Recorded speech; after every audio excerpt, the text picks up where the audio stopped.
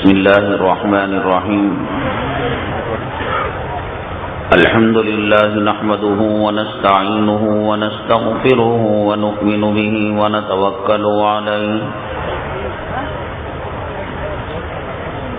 ونعوذ بالله من شرور أنفسنا ومن سيئات أعمالنا ونعوذ بالله من شرور أنفسنا ومن سيئات أعمالنا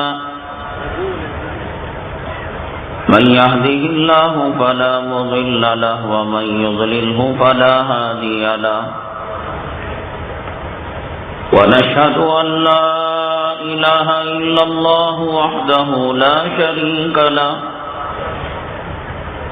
ونشهد أن سيدنا ومولانا محمدا عبده ورسوله صلى الله عليه وعلى آله وأصحابه وبارك وسلم تسليما كثيرا كثيرا أما بعد فأعوذ بالله من الشيطان الرجيم بسم الله الرحمن الرحيم فلا وربك لا يؤمنون حتى يحكموك فيما شجر بينهم قال النبي صلى الله عليه وسلم لا يؤمن أحدكم حتى يكون هواه تبعا لما جئت به أو كما قال النبي عليه الصلاة والسلام رب اشرح لي صدري ويسر لي أمري واحلل عقدة من لساني يفقهوا قولي اللهم صل على سيدنا مولانا محمد في أول كلامنا اللهم صل على سيدنا مولانا محمد في أوسط كلامنا اللهم صل على سيدنا مولانا محمد في آخر كلامنا. قابل احترام صدر جلسہ، معزز اور مکرم علماء کرام، سامعین اعظام اور پردہ نشین خواتین، اللہ تعالیٰ کا بے انتہا کرم ہے اور اللہ تعالیٰ کا احسان ہے. اللہ تبارک تعالیٰ نے آج ہمیں یہاں ایک دینی مجلس میں شرکت کی سعادت نصیب فرمائی. اللہ تعالی ہمارے جمع ہونے کو، کہنے کو اور سننے کو قبول فرمائے اور دنیا میں اور آخرت میں کامیابی کا ذریعہ اور سبب بنائے. معزز سامعین کرام، اللہ تبارک تعالی نے ہم پر اتنی نعمتیں نچھاور فرمائی ہیں کہ اس کو کوئی شمار بھی نہیں کر سکتا. من جملہ ان نعمتوں کے اللہ تبارک تعالیٰ نے ہمیں ایمان اور اسلام کی دولت سے سرفراز فرمایا، اور دوسری بڑی نعمت یہ دی کہ اللہ تبارک تعالیٰ نے ہمارا رشتہ اور ہماری نسبت سرور کونین آقائے دو عالم جناب محمد الرسول اللہ صلی اللہ علیہ وسلم سے فرمائی. ہم تمام آقا کے غلام ہیں، آقا کے امتی ہیں، اور یہ وہ مقام ہے اور یہ وہ مرتبہ ہے. آپ جانتے ہیں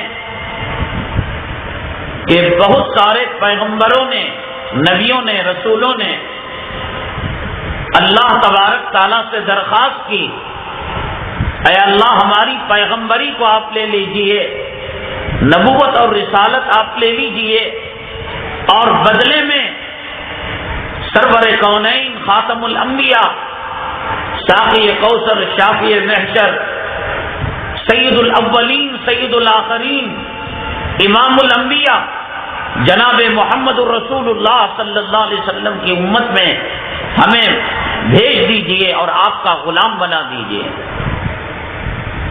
معزز سامعین کرام، آپ اندازہ لگائیں، چھوٹے پوسٹ والا، چھوٹے مقام والا اور چھوٹے مرتبے والا بڑے مرتبے کی خواہش کرتا ہے۔ ایسا نہیں ہوتا ہے دنیا میں کہ مالدار غریب اور فقیر بننے کی تمنا کرتا ہو، صحت مند مریض ہونے کی تمنا کرتا ہو اور غیر محتاج ہونے کی تمنا کرتا ہو، عالم جاہل ہونے کی تمنا کرتا ہو۔ نیچے سے اوپر جانے کی کوشش ہر کوئی کرتا ہے، اوپر سے نیچے آنے کی کوئی تمنا دل میں نہیں کرتا، بلکہ اس سے پناہ مانگتا ہے۔ ان پیغمبروں نے رسول اللہ صلی اللہ علیہ وسلم کی غلامی میں اور آپ کی امت میں اور آپ کی قوم میں وہ کیا چیز دیکھی ہوگی اور کیا خصوصیات اور کیا فضائل اور کیا مناقب دیکھے ہوں گے کہ انہوں نے اللہ تعالیٰ سے یہ کہا۔ حضرت موسیٰ علیہ السلام نے، اے اللہ آپ توریت کو لے لیجئے، آپ میری شان کلیمی کو لے لیجئے اور آپ میرے سر پر نبوت اور رسالت کا جو تاج پہنایا گیا ہے آپ اس کو لے لیجئے، اور بدلے میں کیا چاہیے؟ یہ نہیں کہا خلفائے راشدین کا مقام دے دیجئے، یہ نہیں کہا کہ عشرہ مبشرہ کا مقام دے دیجئے، یہ نہیں کہا کہ صحابی بنا دیجئے، یہ نہیں کہا کہ تابعی بنا دیجئے، یہ نہیں کہا کہ امام بنا دیجئے، یہ نہیں کہا کہ محدث اور فقیہ اور مفسر بنا دیجئے، یہ نہیں کہا کہ مسجد کا مؤذن اور امام اور خطیب بنا دیجئے، یہ کہا اے اللہ اس کے بدلے میں آقا کا ادنا امتی بنا دے۔ کتنا اونچا مقام ہے حضرات اور کتنا اونچا مرتبہ ہے، اور یقیناً سرور کونین آقائے دو عالم جناب محمد رسول اللہ صلی اللہ علیہ وسلم کی ذات گرامی ہی کچھ ایسی ہے کہ آپ سے جو چیز منسوب ہوئی اور آپ سے جو چیز جس کی نسبت آپ سے لگی، اللہ تبارک تعالیٰ نے اس کا مقام اونچا کر دیا۔ کیا دنیا کے اندر پہاڑ نہیں ہے؟ لیکن احد پہاڑ کو اللہ کے حبیب پاک جناب محمد رسول اللہ صلی اللہ علیہ وسلم نے جنتی قرار دیا۔ کیوں؟ اس لیے کہ آپ نے فرمایا کہ احد مجھ سے محبت کرتا ہے اور میں احد سے محبت کرتا ہوں۔ دنیا کے کروڑوں لاکھوں کروڑوں پہاڑوں کے اندر احد کا پہاڑ اس لیے امتیازی شان رکھتا ہے کہ رسول کریم جناب محمد رسول اللہ صلی اللہ علیہ وسلم نے اس سے محبت فرمائی۔ کیا دنیا کے اندر اور غار نہیں ہے؟ لیکن غار حرا کا مقام کیوں اونچا ہو گیا؟ غار ثور کا مقام کیوں اونچا ہو گیا؟ مکہ مکرمہ کیا پہلے نہیں تھا؟ صفا کی پہاڑی کیا پہلے نہیں تھی؟ کیا مروہ کی پہاڑی کیا پہلے نہیں تھی؟ اللہ کا کعبہ کیا پہلے نہیں تھا؟ کیا حجر اسود پہلے نہیں تھا؟ کیا وہاں زمزم کا کنواں پہلے نہیں تھا؟ کیا وہاں مشاعر حرام پہلے نہیں تھے؟ مینا بھی تھا، مزدلفہ بھی تھا، عرفات بھی تھا، سب کچھ تھا۔ لیکن اللہ کے قرآن سے پوچھئے کہ اے کعبہ، اے مکہ، تیرا مقام اونچا ہوا ہے، کس لیے اونچا ہوا ہے؟ تو قرآن جواب دیتا ہے لا اقسم بہذا البلد وانت حل بہذا البلد۔ اے محمد صلی اللہ علیہ وسلم، آپ کے قدم مبارک سے ہم نے اس کا مقام اونچا کر دیا، اس کا درجہ بلند کر دیا۔ علماء کرام بیٹھے ہوئے ہیں، آپ معلوم کیجئے گا کہ مدینہ طیبہ کو پہلے کیا کہا جاتا تھا؟ اس کا نام کیا تھا؟ تباہی تھا، بربادی تھا، اس کا ترجمہ کیا جاتا تھا، اور لوگوں کا یہ عقیدہ تھا کہ جو وہاں جاتا بیمار ہو جاتا، وہاں کوئی کاروبار کرتا گھاٹے کا سودا ہوتا، کوئی رہنے کے لیے تیار نہیں تھا۔ لیکن سرور کونین آقائے دو عالم جناب محمد رسول اللہ صلی اللہ علیہ وسلم کے قدم مبارک کی برکت کہ اللہ تبارک تعالیٰ نے کہ اس کو کعبہ بنا دیا، اس کو طیبہ بنا دیا، اس کو طیبہ بنا دیا، اس کو مدینہ مکرمہ بنا دیا، منورہ بنا دیا، بلکہ اللہ تبارک تعالیٰ نے اس کا مقام اتنا اونچا کیا، اتنا اونچا کیا کہ جنت کے ایک ٹکڑے کو اللہ تبارک تعالیٰ نے مدینہ منورہ کے اندر رکھ دیا، جس کو ریاض الجنہ کہا جاتا ہے۔ سیدنا امام اعظم ابو حنیفہ رحمۃ اللہ علیہ کے زمانے کے اندر ایک خاوند نے اپنی بیوی سے کہا، کچھ ناچاقی ہو گئی اور کچھ اختلاف ہو گیا اور کچھ جھگڑا ہو گیا، اور کہا کہ اگر میں اللہ کی جنت میں افطار نہ کروں تو تجھ پر 3 طلاق۔ طلاق کو اس نے معلق کر دیا، طلاق کو اس نے اٹکا دیا اس بات پر کہ روزہ تو شروع ہو چکا ہے اس دنیا میں، لیکن میری افطاری جب جنت میں ہوگی تب جا کر تو طلاق سے بچ پائے گی۔ اس نے یہ سوچا تھا کہ نہ میں جنت میں جاؤں گا اس دنیا میں رہتے ہوئے، اور نہ میری بیوی رہے گی۔ اب سورج جیسے ہی غروب ہوگا اور جیسے ہی افطاری کا وقت ہوگا میری بیوی سے میں چھٹکارا پالوں گا۔ چنانچہ زوال آفتاب کے بعد جو وقت چل رہا تھا اس کو پشیمانی ہونے لگی اور شرمندگی ہونے لگی کہ میں نے کیا بول دیے اور کیا جملے کہہ دیے۔ آج طلاق کا دینا، آج خلا کا لینا، آج میاں بیوی کے تعلقات کو ختم کرنا نوجوانوں نے ایک مذاق بنا رکھا ہے، ایک ٹھٹا بنا رکھا ہے۔ آج اپنے تو اپنے غیر مسلموں کے کورٹ اور عدالتیں مسلمانوں کے ان نجی معاملات سے، خانگی معاملات سے اور معاشرتی معاملات سے تنگ آ چکے ہیں۔ ابھی 1 سال پہلے سپریم کورٹ نے کہا تھا کہ مسلمانوں کے شادی بیاہ اور طلاق اور خلا کے معاملات کے لیے ہم ایک الگ سے عدالت کو قائم کریں گے۔ مسلمان بڑے خوش ہو گئے کہ بھائی حکومت ہماری اتنی رعایت کر رہی ہے اور سپریم کورٹ الگ سے ایک سیکشن بنا رہی ہے اور الگ سے ایک شعبہ بنا رہی ہے مسلمانوں کے طلاق اور خلے کے معاملات کو حل کرنے کے لیے۔ لیکن ڈوب مرنے کی بات ہے کہ جس کو اللہ کے حبیب پاک جناب محمد رسول اللہ صلی اللہ علیہ وسلم نے فرمایا، ان ابغض الحلال عند اللہ الطلاق، اللہ کے پاس حلال میں سب سے ناپسندیدہ چیز اور سب سے مبغوض چیز اور سب سے مکروہ چیز اللہ کے یہاں وہ طلاق ہے۔ بڑے افسوس کی بات یہ ہے کہ آج مسلم معاشرے کے اندر اور مسلم سوسائٹی کے اندر یہ بلا عام ہو چکی ہے، یہ وبا عام ہو چکی ہے، اور ایک قسم کا یہ اللہ کا عذاب ہے، یہ اللہ تعالیٰ کا قہر ہے کہ سنت کے مطابق نکاح نہ ہونے کی وجہ سے، آقا کے طریقوں پر، قرآن و حدیث کے طریقوں پر اس کی بنیاد نہ رکھی جانے کی وجہ سے آخر کار اس کے طلاق کا شکار ہو جاتے ہیں، نکاح اور خلا کا شکار ہو جاتے ہیں، اور میاں بیوی کے درمیان تفرقہ ہو جاتا ہے۔ اللہ تعالیٰ اس عذاب سے امت کو چھٹکارا نصیب فرمائیں، امن و امان نصیب فرمائیں، زوجین میں محبت نصیب فرمائیں، الفتیں نصیب فرمائیں۔ حضرات، دنیا کے پھیرے لینے والے، آنکھ کو گواہ بنانے والے کہتے ہیں 7 جنموں تک ہم جو ہے اس بندھن کو باقی رکھیں گے، لیکن شریعت مطہرہ یہ کہتی ہے یہ 7 بندھن نہیں، ہمیشہ کا بندھن ہے۔ 7 نہیں، 7 لاکھ بھی جنم آ جائیں یہ بندھن ٹوٹنے والا نہیں۔ کلام پاک کے اندر سورہ طور کے پہلے رکوع کے اندر اللہ تعالیٰ نے ارشاد فرمایا وَأَلْحَقْنَا بِهِمْ ذُرِّيَّتَهُمْ، اور اس کے ذیل کے اندر مفسرین کرام نے لکھا ہے کہ میاں بیوی کے اعمال کو اللہ تبارک تعالیٰ توڑ کر دیکھیں گے، ان میں 19-20 کا فرق ہوگا، تھوڑا بہت فرق ہوگا۔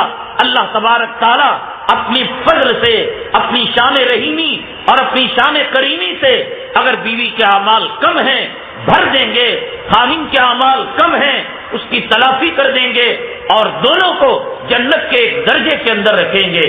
اور حدیث کی کتابوں کے اندر ہے کہ جنتی دیکھیں گے کہ سیدنا علی کرم اللہ وجہ اور سیدہ فاطمہ الزہرا رضی اللہ تعالیٰ عنہ جنت کے اندر ایک محل میں، ایک مسحری پر، ایک تخت پر بیٹھ کر مسکرا رہے ہوں گے، اور سیدنا علی کرم اللہ وجہہ کوئی ایسی بات کہہ دیں گے ہنسنے ہنسانے کی کہ حضرت بی بی فاطمہ الزہرا رضی اللہ تعالیٰ عنہ کے دندان مبارک، آپ کے مبارک دانت نظر آ جائیں گے۔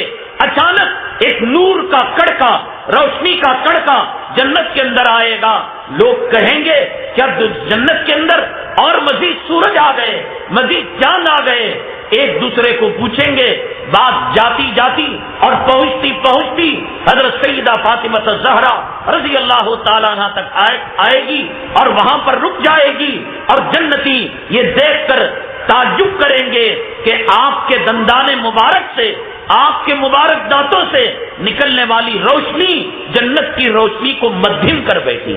جو عورت دنیا میں حیا کی زندگی گزارتی ہے, جو عورت شرم کی زندگی گزارتی ہے, جو عورت اپنے آپ کو بچا کر رکھ کر اپنے آپ کو زندگی گزارتی ہے, حضرت سیدہ فاطمہ الزہرا رضی اللہ تعالیٰ عنہ سے اللہ کے حبیب پاک صلی اللہ علیہ وسلم نے پوچھا, اے فاطمہ عورتوں میں بہتر عورت کون ہے؟ آپ نے فرمایا جس نے کسی مرد کو نہ دیکھا ہو اور اس کو کسی مرد نے نہ دیکھا ہو. اور حضرت فاطمہ رضی اللہ تعالیٰ عنہ نے فرمایا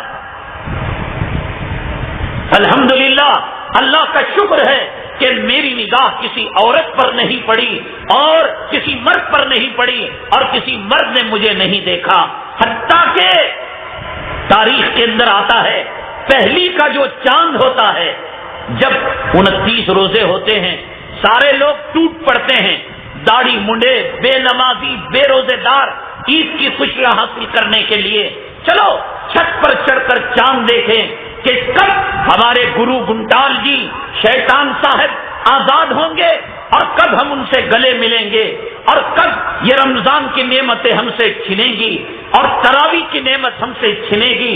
اور یہ رمضان کا چاند دیکھتے ہو نہ دیکھتے ہو, 11 مہینے چاند دیکھتے ہو نہ دیکھتے ہو, لیکن عید الفطر کا چاند ضرور دیکھتے ہیں. تو اس طریقے سے جو پہلی چاند رات کا چاند ہوتا ہے, حضرت فاطمہ الزہرا رضی اللہ تعالیٰ عنہ فرماتی ہیں کہ کبھی زندگی کے اندر 29 اور پہلی کا چاند میں نے نہیں دیکھا. کسی نے کہا کیا شریعت کے اندر اس کی منائی ہے, یہ مکروہ ہے, یہ ناجائز ہے؟ حضرت فاطمہ الزہرا رضی اللہ تعالیٰ عنہ کی شرم پر, حیا پر, عصمت اور عفت اور پاک دامنی پر قربان جائے.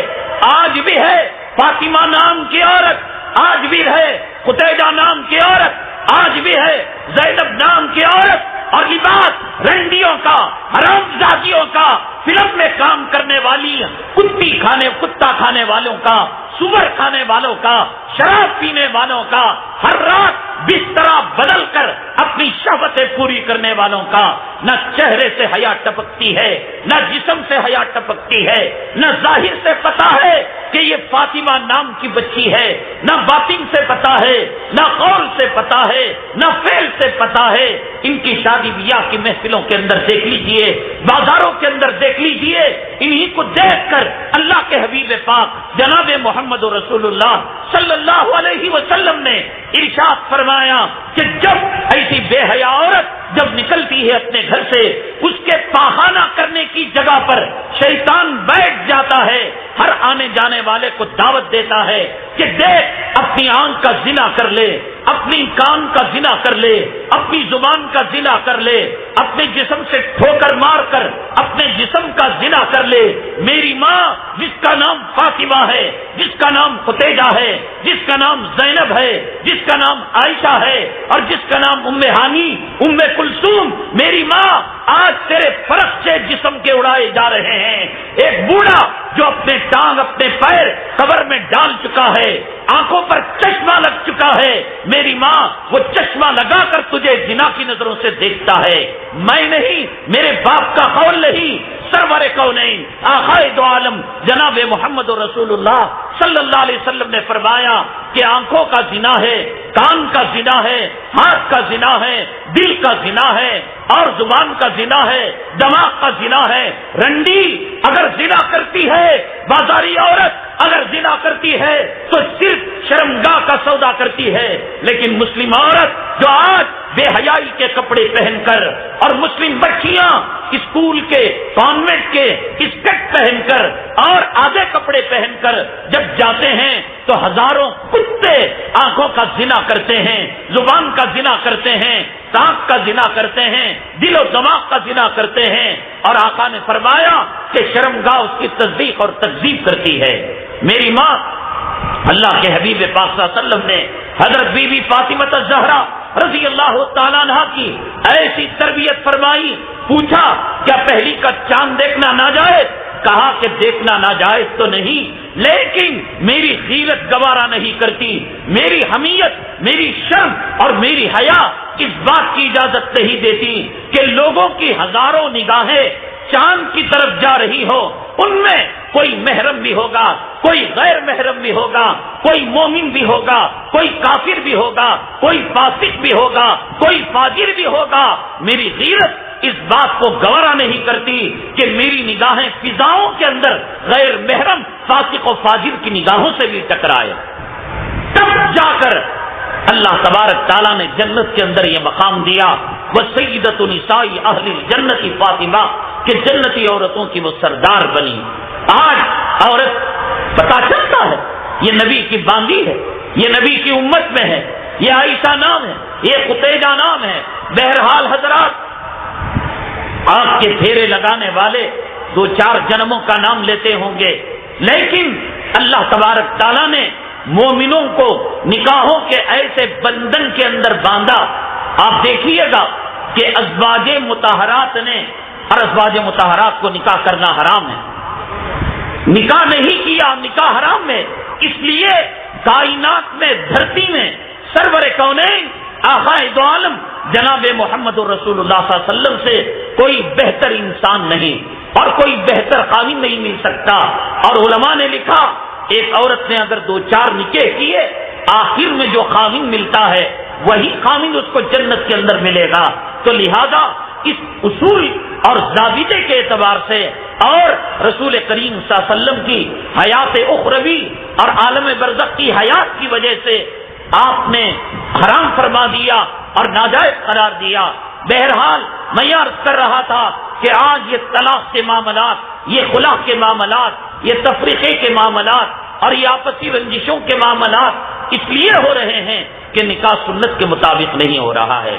نکاح کو اگر سنت کے مطابق کیا جائے، بلڈنگ کی فاؤنڈیشن اور بلڈنگ کی بنیاد اگر مضبوط رکھی جائے، وہ زلزلوں سے اور طوفانوں سے اور سیلاب سے اور سونامی سے وہ بلڈنگ متاثر نہیں ہوتی۔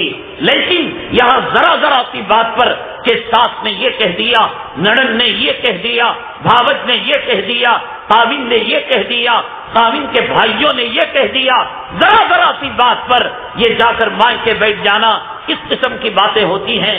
بہرحال ایک واقعہ ہوا کہ امام اعظم ابو حنیفہ رحمۃ اللہ علیہ کے زمانے میں کہ اگر میں افطاری نہ کروں تو تجھ پر 3 طلاق۔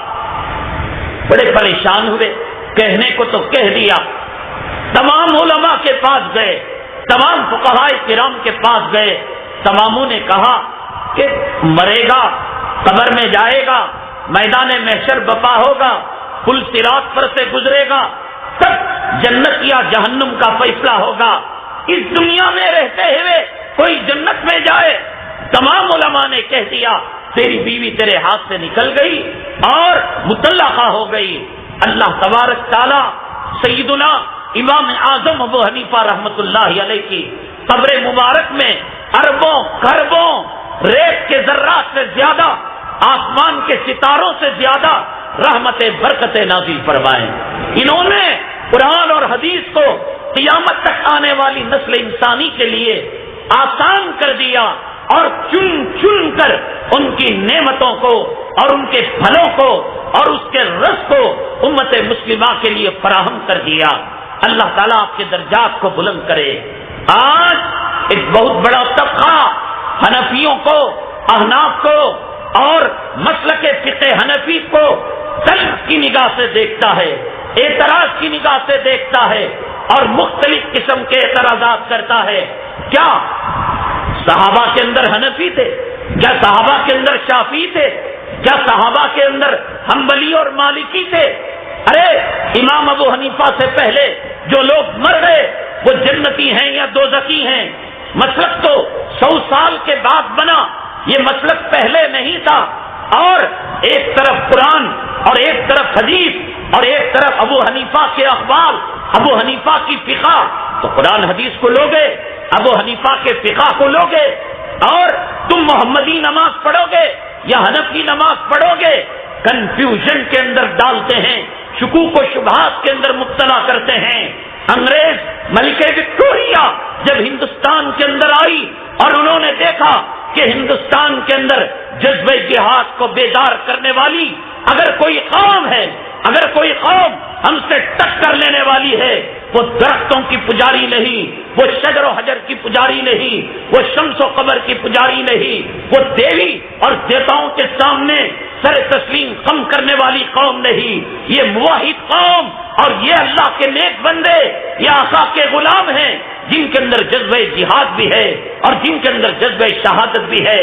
ان کے اندر شاہ ولی اللہ بھی ہے، ان کے اندر شاہ عبدالعزیز بھی ہے، ان کے اندر قاسم نانوتوی بھی ہے، ان کے اندر اشرف علی تھانوی بھی ہے، ان کے اندر امداد اللہ مہاجر مکی بھی ہے، ان کے اندر شیخ الہند بھی ہے، اور ان کے اندر ٹیپو سلطان شہید بھی ہے.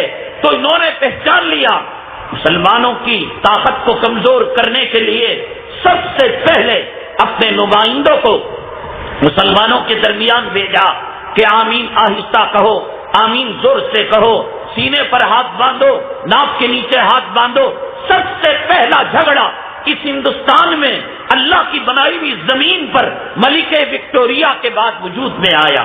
رفع دین بھی ہوتا تھا، عدم رفع دین بھی ہوتا تھا، آمین بالجہر بھی ہوتا تھا، آمین بالسر بھی ہوتا تھا، ایک ہاتھ کا مصافحہ بھی تھا، 2 ہاتھ کا مصافحہ بھی تھا.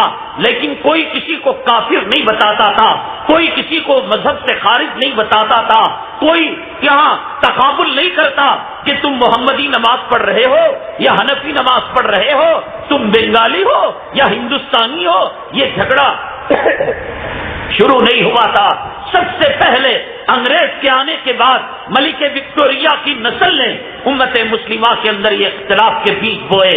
میں یہ سمجھتا ہوں اللہ تعالیٰ کا عذاب ہے، اللہ تعالیٰ کا قہر ہے ان انسانوں پر جنہوں نے محدثوں کو نہیں پہچانا، جنہوں نے فقہا کو نہیں پہچانا، جنہوں نے اولیاء کو نہیں پہچانا، اور جنہوں نے بزرگان دین کے محنتوں کی قدردانی نہیں کی. اور یاد رکھیے گا یتیم وہ نہیں جس کا باپ مر چکا ہو، یتیم وہ نہیں جس کی ماں کا جنازہ نکل چکا ہو، اور فقیر وہ نہیں جس کے پاس مال نہ ہو اور دولت نہ ہو، روپیہ نہ ہو، پیسہ نہ ہو. اللہ کی عزت و جلالت کی قسم اس بھرے مجمع میں کہ فرشتے جس مجمع پر اپنے رحمت کے پیر پر پھیلائے ہوئے ہیں، علماء کرام کا جمگھٹا ہے، امت مسلمہ کی محترم خواتین ہیں، معصوم بچے ہیں، اور یہ فرشتے اجتماع کے ختم کے بعد اللہ کے عرش کے پاس جا کر اس محفل کی رپورٹ دیں گے. ان کو گواہ بنا کر کہتا ہوں اللہ کی عزت و جلالت کی قسم فقیر وہ نہیں جس کے پاس روپیہ پیسہ نہ ہو، اور وہ یتیم نہیں جس کی ماں مر چکی ہو اور باپ مر چکا ہو، بلکہ یتیم وہ ہے جس کے پاس ابو حنیفہ نہیں ہے، فقیر وہ ہے کہ جس کے پاس اشرف علی تھانوی نہیں ہے، قاسم نانوتوی نہیں ہے. مسلمانوں اللہ کی عزت و جلالت کی قسم ہمیں شان ہے، ہمیں فخر ہے. اللہ نے ہمارا رشتہ ابو حنیفہ رحمۃ اللہ علیہ سے کر دیا، اللہ نے ہمارا رشتہ علماء دیوبند سے کر دیا. آج الیکشن کے زمانے کے اندر کھڑے ہو کر پیشاب کرنے والے، الیکشن کے زمانے کے اندر چارے کا گھٹالا کرنے والے، زمین کا گھٹالا کرنے والے، اور 2G کا گھٹالا کرنے والے، کتے کے بسکٹ کا گھٹالا کرنے والے، بیواؤں کے پنشن کا گھٹالا کرنے والے، یتیموں کی آمدنی کا گھٹالا کرنے والے، اور غریبوں کے آشرم کا گھٹالا کرنے والے، ان کے پیچھے پڑھ کر زندہ باد اور مرد آباد کہنا بہت آسان ہے، اور یہ نہ دنیا میں کچھ کام آنے کے، نہ قبر میں، نہ آخرت میں. ہمیں فخر ہے ہمارے سرخیل، ہمارے بڑے، ہمارے سردار، ہمارے استاد، ہمارے رہبر، ہمارے لیڈر نہ کانگریسی ہیں، نہ بھاجپا کے ہیں، نہ ٹھاکرے کی ذات کے ہیں، نہ فلاں برادری کے ہیں.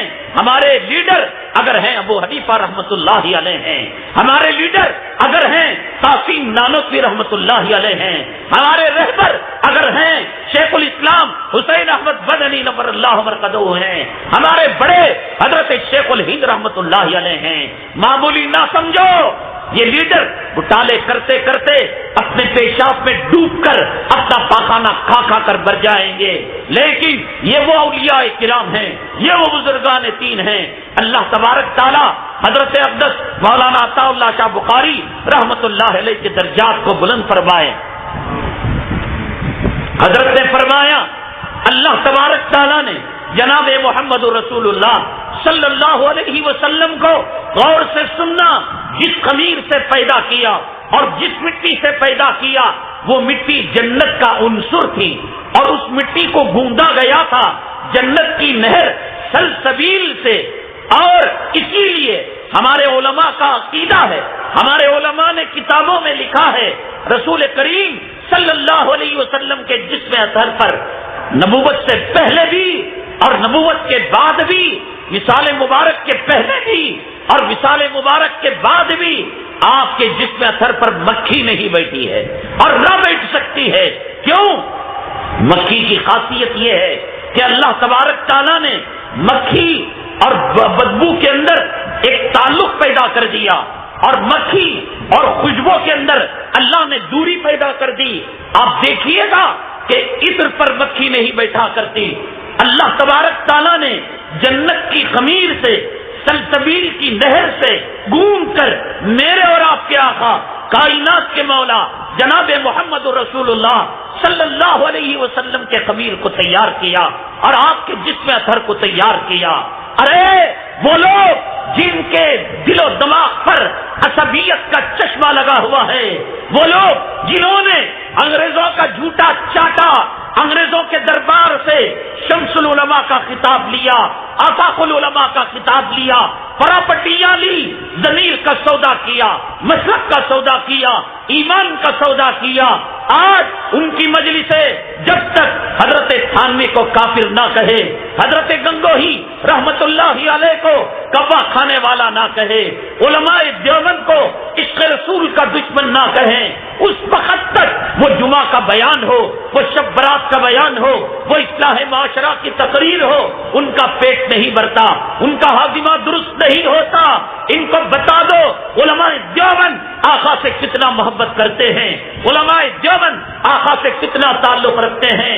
علماء دیوبند نے اپنی کتابوں کے اندر لکھا ہے، اللہ کے حبیب پاک جناب محمد رسول اللہ صلی اللہ علیہ وسلم کا جسد عنصر، آپ کا جسم اطہر، آپ کا جسم مطہر زمین کے جس حصے سے لگا ہوا ہے، قبر عالی کے اندر، روضہ مطہرہ کے اندر، علماء دیوبند کا عقیدہ ہے کہ جو زمین کا حصہ نبی کے جسم اثر سے ٹچ کیا ہوا ہے، مس کیا ہوا ہے، علماء نے لکھا یہ عرش سے بھی افضل ہے، کعبے سے بھی افضل ہے، حجر اسود سے بھی افضل ہے.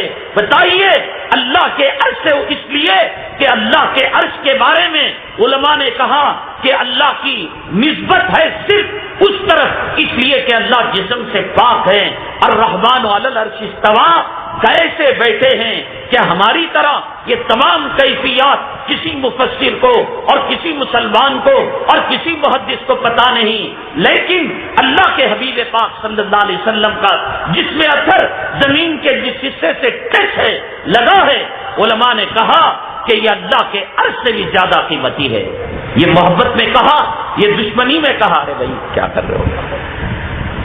اور پھر الزام لگاتے ہیں، تہمت لگاتے ہیں، محبت نہیں کرتے. میں آپ کو ایک اور بات بڑھ کر سناتا چلا جاؤں. اصل عنوان میں ٹیکسٹ کرتے کرتے رہ جا رہا ہوں. اللہ سے دعا کریں کہ میں اپنے بیٹھنے کا جو مقصد ہے، مفہوم ہے، وقت مقررہ کے اندر اللہ تعالیٰ مجھے توفیق دے کہ صحیح سمجھ کے ساتھ، افہام و تفہیم کے ساتھ وہ مقصد میں آپ کے سامنے بیان کروں. لیکن بات جب چل پڑی ہے، آپ فخر کے ساتھ، شان کے ساتھ، اور جو علماء مظاہری ہیں، ندوی ہیں، اور دارالعلوم دیوبند کے بچے اور دارالعلوم دیوبند کے رابطے کے جو مدارس ہیں ان سے واسطہ رکھتے ہیں، آج ان کی شان بلند ہو جائے گی، ان کا سینہ چوڑا ہو جائے گا، ان کا سر فخر سے بلند ہو جائے گا کہ ہم بھی کس علماء سے تعلق رکھنے والے، کس ام المدارس سے تعلق رکھنے والے۔ رسول اللہ صلی اللہ علیہ وسلم کے روضہ مطہرہ پر جو گنبد خضرا ہے اور جسے بریلوی دیکھ کر، بدعتی دیکھ کر سلام پڑا کرتا ہے اور لاکھوں اشعار اس گنبد خضرا کے نذرانے کرتا ہے، اسے دیکھ کر اپنے کلیجے کو ٹھنڈک پہنچاتا ہے، اپنے دل کو راحت پہنچاتا ہے۔ ارے یہ پوچھو تو صحیح کہ گنبد خضرا تیرا وجود کس لیے باقی ہے اور تجھے کس نے وجود دیا؟ تو وہ اپنے زبان حال سے جواب دے گا کہ جب 1922 کے اندر سعودی مملکت آل سعود کی حکومت، سعودی حکومت عرب کے اندر آئی تو وہ عبد الوہاب نجدی کے تعلیمات سے متاثر تھے۔ عبد الوہاب نجدی ایک کٹر موحد قسم کا آدمی تھا اور قبر پرستی، قبر پر پتھر رکھنا، قبر پر گنبد بنانا اس کے نزدیک اکبر الکبائر تھا۔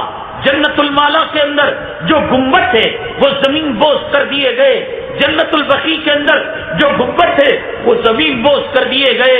یہی تو بات کھلتی ہے بریلویوں کو اور بدعتیوں کو، اور کہتے ہیں یہ سعودی نہیں، یہ یہودی ہے کہ انہوں نے اپنا بلڈوزر جنت المالا میں چلا دیا اور جنت البقیع کے اندر چلا دیا۔ بات یہیں پر ختم نہیں ہوئی، اس بلڈوزر کا رخ ہوتے ہوئے حضرت صدیق اکبر، حضرت فاروق اعظم اور سرور کونین آقائے دو عالم جناب محمد رسول اللہ صلی اللہ علیہ وسلم کے روضہ مطہرہ کے پاس آ گیا، اور ترکی کے زمانے کے اندر جو گنبد خضرا بنا تھا کہا کہ اس کی تعمیر بھی ناجائز ہے، یہ بھی گناہ کبیرہ ہے، اور اس کو بھی منہدم کرنا باعث اجر اور باعث ثواب ہے۔ دنیا کے اندر ایک واویلا مچ گیا اور سعودی حکومت کو الٹیمیٹم دے دیا گیا کہ تم نے جنت المالا کے اندر بلڈوزر چلائے، ہم نے سینے پر چٹان رکھ لی، تم نے جنت البقیع کے اندر بلڈوزر چلائے، ہم نے سینے پر چٹان رکھ لی۔ اے سعودی حکومت، اگر تم صدیق و فاروق کے مقبرے پر، نبی کے روضہ مطہرہ کے اوپر اس گنبد کو ڈھاؤ گے، ہم تمہارا سوشل اور سماجی بائیکاٹ کریں گے اور تمہارے خلاف اعلان جنگ کریں گے۔ اس وقت جو سعودی حکمران تھے انہوں نے دنیا کے مسلم مملکتوں کو کہا کہ آؤ ہمارے آل سعود اور جو وہابی علماء ہیں وہ تو اپنے دلائل سے ثابت کرتے ہیں کہ اس کا رکھنا حرام ہے، اگر تم اپنے دلائل سے اس کا رکھنا ثابت کر دو تو مجھے کوئی اعتراض نہیں۔ ملیشیا آیا، ہار کر چلا گیا، اور بنگلہ دیش آیا، ہار کر چلا گیا، اور ایران آیا، ہار کر چلا گیا، ترکی آیا، ہار کر چلا گیا، دنیا کے 77 اسلامی مملکتیں آئی اور شکست کھا کر چلی گئی۔ قریب تھا کہ بلڈوزر کو اسٹارٹ کیا جاتا اور بلڈوزر اپنا کام کرتا اور نبی صلی اللہ علیہ وسلم کے روضہ مطہرہ کا گنبد خضرا یہ زمین بوس ہو جاتا۔ علماء دیوبند کی نمائندگی کرتے ہوئے حضرت اقدس مولانا شبیر احمد عثمانی رحمت اللہ علیہ ایک وفد کو لے کر گئے تھے، کہا رکو رکو، ابھی کچھ علماء فقراء باقی ہیں، وہ تم سے بحث کرنا چاہتے ہیں۔ تو سہم گئے وہابی علماء اور سعودی علماء، کچھ دیر کے لیے رک گئے، کہا کہ دلیل کی بات کرنا، قرآن کی بات کرنا، حدیث کی بات کرنا۔ علامہ شبیر احمد عثمانی اور علماء دیوبند کلام پاک اور رسول اللہ صلی اللہ علیہ وسلم کی روایتوں سے وہ ثبوت پیش کیے، وہ دلائل پیش کیے، اور وہ مضبوط عقیدہ ان کے سامنے رکھا کہ گنبد خضرا کو گرانا تو دور کی بات، اس کی بے عزتی اور اس کی بے حرمتی سے بھی ایمان کو خطرہ ہو سکتا ہے۔ تب جا کر وہابی اور سعودی علماء نے کہا کہ آج شبیر احمد عثمانی رحمت اللہ علیہ اور ان کے ساتھ آئے ہوئے علماء کرام نے صحیح نقطہ نظر پیش کیا۔ آج اگر گنبد خضرا میرے نبی کے روضے پر باقی ہے، صدیق و فاروق کے مقبرے پر باقی ہے، یہ علماء دیوبند کا صدقہ ہے۔ اور پھر کہا جاتا ہے ان کو محبت نہیں اور ان کو عشق رسول نہیں. حضرات بہرحال میں یہ عرض کر رہا تھا اللہ تبارک تعالیٰ نے اس امت کا مقام اتنا اونچا کیا ہے کہ پچھلے زمانے کے پیغمبر اور نبی اور صاحب کتاب اس امت میں آنا چاہتے تھے، لیکن کیا یہ وہی امت ہے؟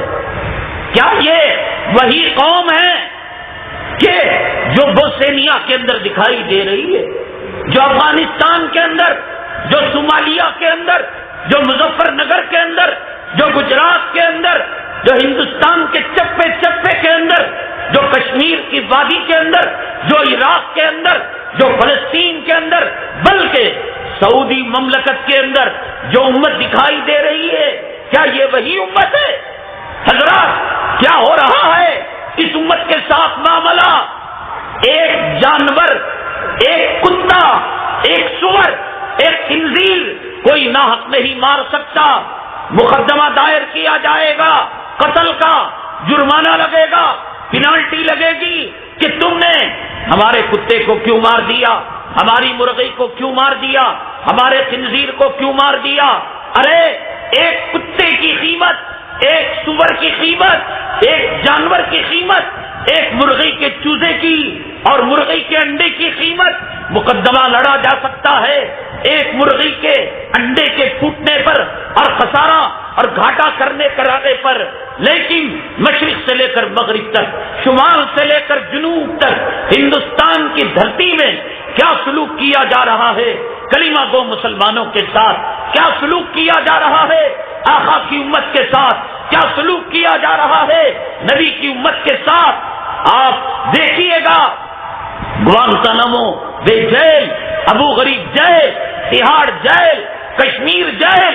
ابھی حال کے اندر پچھلے ہفتے اسی ہندوستان کی سرزمین کے اندر ایک صوفی اور ایک بزرگ، ایک صاحب نسبت اور ایک مدرسے کے ذمہ دار کیا عالم کو دہشت گردی کے الزام میں کیا گرفتار نہیں کیا گیا؟ مسلمانوں امت محمدیہ وہ مقام رکھتی تھی کہ اس کے اندر حضرت موسیٰ علیہ السلام آنا چاہتے تھے، حضرت عیسیٰ علیہ السلام آنا چاہتے تھے اور آ بھی جائیں گے. اور کئی پیغمبروں نے دعائیں کی.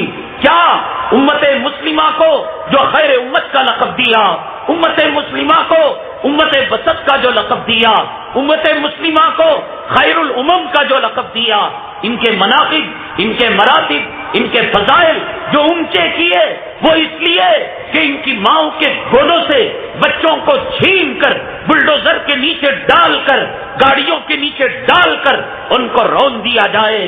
کیا امت مسلمہ خیر امت اسی کا ترجمہ ہے کہ ایک حاملہ عورت کے پیٹ کو چاک کر کر حمل کو ہوا کے اندر اڑا کر ترشول کے اندر اسے چبا کر ماں کے سامنے تڑپتی بلکتی خون آلود ماں کے سامنے اس کو آگ کے حوالے کر دیا جائے؟ کیا خیر امت کا ترجمہ یہی ہے کہ آسام کی سرزمین کے اندر ایک مسلم عورت کے گود سے بچے کو چھین کر کھولتی ہوئی کڑائی جس کے اندر تیل کھول رہا تھا، اس بچے کو ذبح کر کر ماں کے سامنے اس بچے کو اس کے کڑائی کے اندر ڈال دیا جائے، ماں تڑپتی رہ جائے، ماں بلکتی رہ جائے؟ کیا خیر امت کا ترجمہ یہی ہے کہ نوجوانوں کو ٹاڈا کے تحت ان کی نوجوانی کو برباد کر دیا جائے، دہشت گردی کے الزام لگا کر ان کی زندگی کو تباہ اور تاراج کر دیا جائے؟ کیا خیر امت کا ترجمہ یہی ہے کہ ان کی مساجد کے اندر بم رکھے جائیں، ان کے مدارس کو دہشت گردی کا اڈا کہا جائے، ان کے مقدس اولیاء کرام کے مزارات کے اندر بمباری کی جائے؟ بتاؤ دلی کی جامع مسجد کے اندر بم دھماکہ ہوا تھا نہیں ہوا تھا؟ بتاؤ حیدرآباد کی مکہ مسجد کے اندر بم دھماکہ ہوا تھا نہیں ہوا تھا؟ بتاؤ خواجہ اجمیری رحمت اللہ علیہ کے مزار مبارک کے پاس افطاری کے وقت بم دھماکہ ہوا نہیں ہوا تھا؟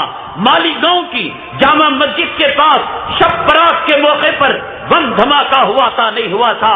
ارے مسلمان کا کرنا سوچنا دور کی بات، میرے رب کی عزت و جلالت کی قسم کہ اگر داڑھی مڈا، فاسق، فاجر، بے نمازی، شرابی زانی حالت زنا میں ناپاکی کی حالت میں اگر وہ سو رہا ہو اور خواب کے اندر خدا نہ کرے وہ یہ دیکھ لے میں مزار پر بم پھوڑ رہا ہوں، وہ یہ دیکھ لے میں مسجد کی سیڑھیوں کے پاس بم پھوڑ رہا ہوں، خداوند قدوس کی عزت و جلالت کی قسم وہ چمک کر اٹھے گا ایسے گویا اس کی ماں کی آبرو کو لوٹا جا رہا ہو، اس کی بیٹی اور اس کی بہن کی عزت عصمت اور عفت اور پاک دامنی کا جنازہ نکل رہا ہو۔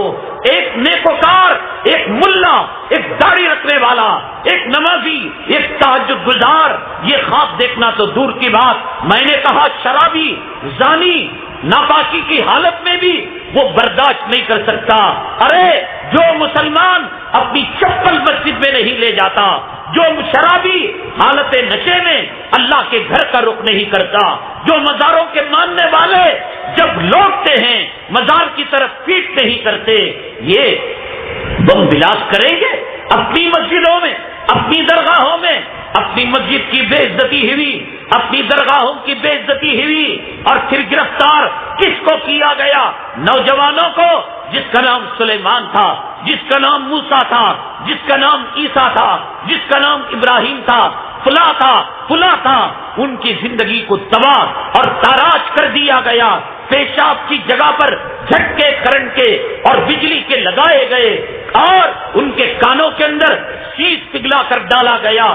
7 سال 8 سال کا عرصہ ایسی اندھیری کوٹری کے اندر کہ سورج کی کرن اس کے اندر داخل نہ ہوتی ہو، جہاں استنجا، جہاں پاخانہ اور جہاں زندگی اور جہاں موت کے سارے سامان اس تنگ اور چست جو ہے کوٹری کے اندر رکھ دیے گئے تھے۔ اے نوجوانوں، داڑھی مڈانے سے تمہیں فرصت ملے، سنیما دیکھنے سے تمہیں فرصت ملے، حرام کاری سے تمہیں فرصت ملے، ساس بہو کے سیریل دیکھنے سے تمہیں فرصت ملے، میرے محبوب صلی اللہ علیہ وسلم کے امت کے نوجوانوں کے بارے میں ذرا غور و فکر کرو۔ صومالیہ، افریقہ، برما، عراق، فلسطین، افغانستان، گجرات، مظفر نگر اور اپنے علاقوں کے مسلمانوں کے بارے میں ذرا غور و فکر کرو۔ یہ نہیں اپنی بیوی سلامت، اپنی اولاد کمال سلامت، اپنا کاروبار سلامت، ارے بھاڑ میں جائے جو ہے گجرات والے اور مظفر نگر والے، کل خدا نہ کرے تمہاری بیویوں کی عزتیں لٹے گی، کل خدا نہ کرے تمہارے نوجوانوں کو بے قصور گرفتار کیا جائے گا، کوئی تمہارے مدد کے لیے نہیں آئے گا۔ آج اگر تم ان کو یاد کرو گے، کل مصیبت کے بادل ہمارے سروں پر آئیں گے تو دوسرے لوگ ہمیں یاد کیا کریں گے اور دعائیں دیا کریں گے۔ اللہ کے حبیب پاک جناب محمد رسول اللہ صلی اللہ علیہ وسلم نے فرمایا کہ مشرق سے لے کر مغرب تک، شمال سے لے کر جنوب تک ہماری جو نسبت ہے وہ کلمے کی نسبت ہے، خدا کی توحید کی نسبت ہے، نبی کی رسالت کی نسبت ہے، اسے کوئی نہیں توڑ سکتا۔ مسلمانوں، نماز روزی کی طرح، مسلمانوں تلاوت ذکر و فکر کی طرح امت مسلمہ کے بارے میں غور و فکر کرنا، حالات کی آگاہی رکھنا، یہ بھی من جملہ ذمہ داریوں کے امت مسلمہ کی ذمہ داری ہے۔ ان پر کیا بیتتی ہے، کیا گزرتی ہے، ان کے بہنوں کے رشتے ٹوٹ جاتے ہیں اور ان کے معصوم قرار دینے تک ماں کا جنازہ نکل جاتا ہے، باپ نابینا ہو جاتا ہے، پراپرٹی ساری کی ساری فروخت ہو جاتی ہے اور داؤ پر لگ جاتی ہے۔ دہشت گردی کے جو کیسز ہوتے ہیں، لائر اور ایڈوکیٹ لاکھوں کروڑوں کا وہ سودا کرتے ہیں، اس قسم کے معاملات ہیں۔ حضرات، میرا کہنے کا مطلب یہ ہے، خیر امت اس کا ترجمہ مظفر نگر ہے، خیر امت اس کا ترجمہ گجرات ہے، خیر امت کیا اس کا ترجمہ فلسطین ہے، خیر امت کیا اس کا ترجمہ عراق ہے، خیر امت کیا اس کا کیا نہیں ہو رہا ہے؟ برما کے اندر زمین تڑپ رہی ہے، مسلم لاشوں کو لے کر کوئی کفن دینے والا نہیں، کوئی غسل دینے والا نہیں، کوئی نماز جنازہ پڑھانے والا نہیں۔ مسلمانوں، یہ کیا معاملہ ہے؟ ہم نے کس کا کیا بگاڑا ہے؟ ہم نے کس کا کیا بگاڑا ہے؟ ہم نے کسی کا خون کیا؟ ہم نے کسی کا مرڈر کیا؟ ہم نے کوئی دہشت گردی کی؟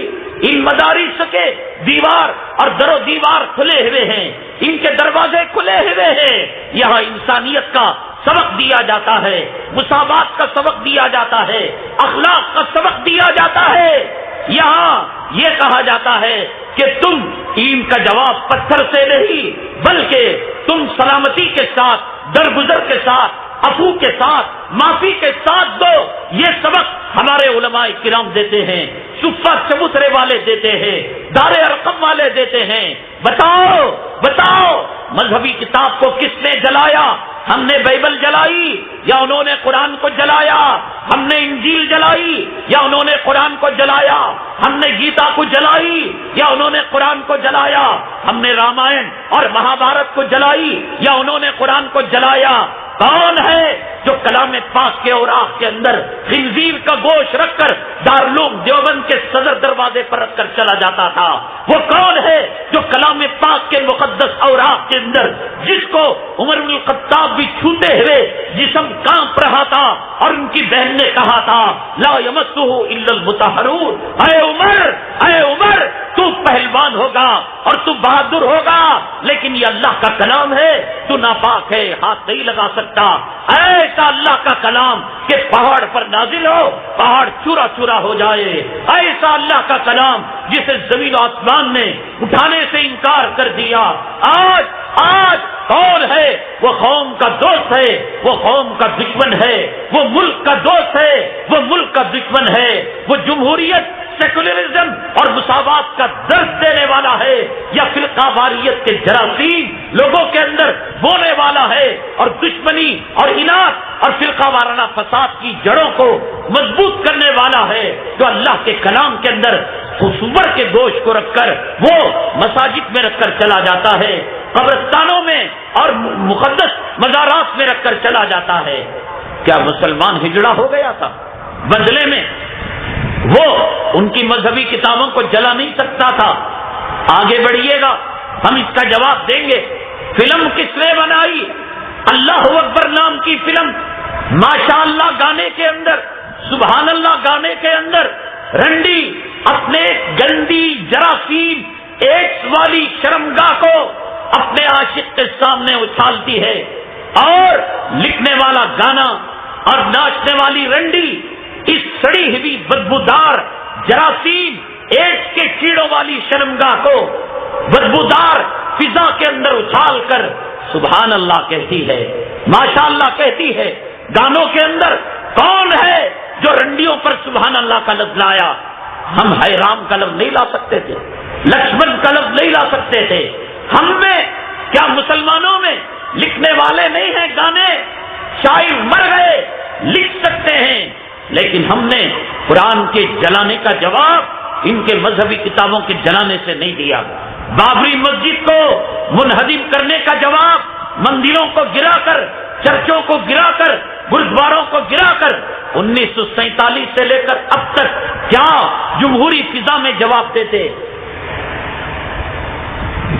جب اس دھرتی پر ہمارے آبا اجداد 950 برس تک مختار کل تھے، اور اس ہندوستان کے اندر بنگلہ دیش بھی لگا ہوا تھا، برما بھی لگا ہوا تھا، سری لنکا بھی لگا ہوا تھا، پاکستان بھی لگا ہوا تھا، اور مختار کل تھے اتنے بڑے ملک کے، لیکن کوئی میکلال جو مسلمانوں کی طرف آج انگلیاں اٹھا رہا ہے، مدارس کی طرف، داڑھی والوں کی طرف، امامے والے کی طرف، اس کی ماں کے سر پر گیتا رکھ کر اسے وچن دے، اسے قسم دے، اسے رامائن، مہابھارت، بائبل، انجیل، مقدس آسمانی کتابیں جس کو وہ سمجھتا ہے وہ سر پر رکھ کر قسم دے کہ میں میرے باپ کے نطفے سے پیدا ہوا ہو، تو پھر وہ بتائے کہ 950 برس تک کیا اس دھرتی پر ایک فرقہ وارانہ فساد ہوا؟ ایک ہندو کو مارا گیا، ایک مندر کی اینٹ کو چھینا گیا، ایک چرچ، ایک گرودوارے کی بے حرمتی کی گئی، ایک پنڈت کو سولی پر لٹکایا گیا۔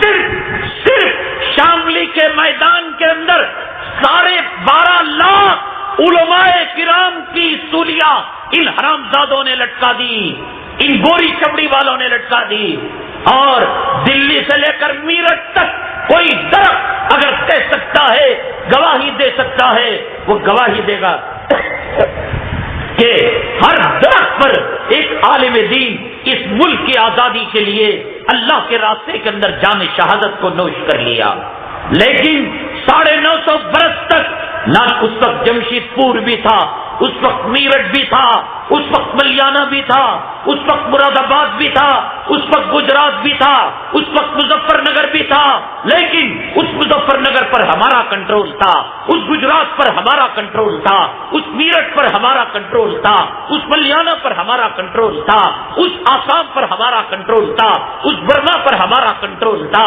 اس بنگلہ دیش پر ہمارا کنٹرول تھا۔ انسان تو انسان، ایک ناحق کتے اور سور کو بھی ہم نے مارا ہے۔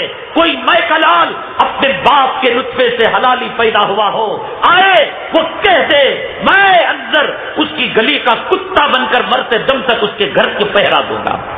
ہم نے وہ عدل اور مساوات کا سبق دیا، وہ انصاف کا جھنڈا قائم کیا، اس لیے کہ ہمارے بڑوں سے ہم کو وہ سبق ملا۔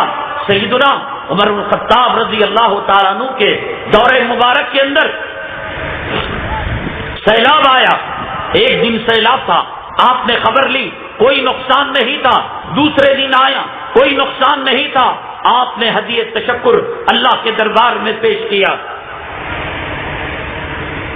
اور صلاۃ شکرانہ ادا کیا۔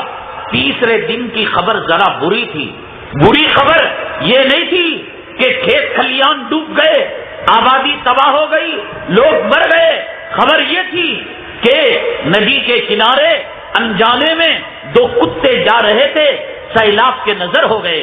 سیدنا عمر بن الخطاب رضی اللہ تعالیٰ عنہ معراج میں اللہ کے نبی صلی اللہ علیہ وسلم نے جس کا دودھ سے زیادہ سفید محل جنت کے اندر دیکھا تھا، اور جو زمین پر بات کرتا تھا، عرش الہی سے فیصلے نازل ہوتے تھے، وہ عمر بن الخطاب جسے مانگ کر اللہ کے نبی نے لیا۔ تمام صحابہ مرید اور حضرت عمر بن الخطاب مراد نبی ہیں، آپ کو مانگ کر لیا گیا۔ وہ عمر بن الخطاب کہ جس کے بارے میں آقا نے فرمایا لو کان بعدی نبی لکان عمر، مسجد نبوی صلی اللہ علیہ وسلم کے اندر، دارالخلافت کے اندر، پارلیمنٹ ہاؤس کے اندر تمام صحابہ کرام کو جمع کرتا ہے، اور جمع کرنے کے بعد اللہ کی حمد اور نبی پر درود بھیجا جاتا ہے، اور اس کے بعد حضرت عمر بن الخطاب رضی اللہ تعالیٰ جس کی شجاعت اور جس کی بہادری اور جس کی طاقت اور جس کی قوت کے سامنے شیطان کا پیشاب بھی خطا ہو جاتا تھا، آج وہ دھاڑے مار کر رو رہا ہے، گویا اس کی ماں کا انتقال ہو چکا ہو، اس کی ماں کی گود سے، اس کی بیوی کی گود سے ایک جو ہے بچہ چھن چکا ہو، ملک الموت نے اچک لیا ہو، آج چیخیں نکل رہی ہیں، آج آنسو کا دریا بہ رہا ہے۔ صحابہ کرام نے عرض کیا اے عمر، یہ مجلس جمانے اور یہ رونے اور یہ دھاڑے مارنے کا مقصد کیا ہے؟ حضرت عمر بن الخطاب نے کہا پہلے دن کوئی تباہی نہیں ہوئی، دوسرے دن کوئی تباہی نہیں ہوئی، تیسرے دن ندی کے کنارے جو کتے جا رہے تھے اور سیلاب کی زد میں، پانی کی زد میں آ کر جو مر گئے، حالانکہ کتے تھے، ان کو کوئی ایجوکیشن نہیں تھا، ان کے پاس کوئی آکسفورڈ کی ڈگری نہیں تھی، وہ انجانے میں مر گئے۔ اے عمر، حضرت عمر نے کہا کہ وہ کتے جو مر گئے، اے لوگوں میرے لیے استغفار کرو کہ کہیں عمر کے گناہوں کی نحوست سے تو یہ کتے نہیں مر گئے۔ یہ اخلاق، یہ کردار ہمارے آبا اور اجداد کا تھا، ہمارے خلفاء کا تھا، ہمارے عمراء کا تھا، تو پھر وہ کیسے ظلم کر سکتے تھے، وہ کیسے ناانصافی کر سکتے تھے؟ بتاؤ ہم نے کیا بگاڑا؟ کیوں ہماری داڑیاں نوچی جاتی ہیں؟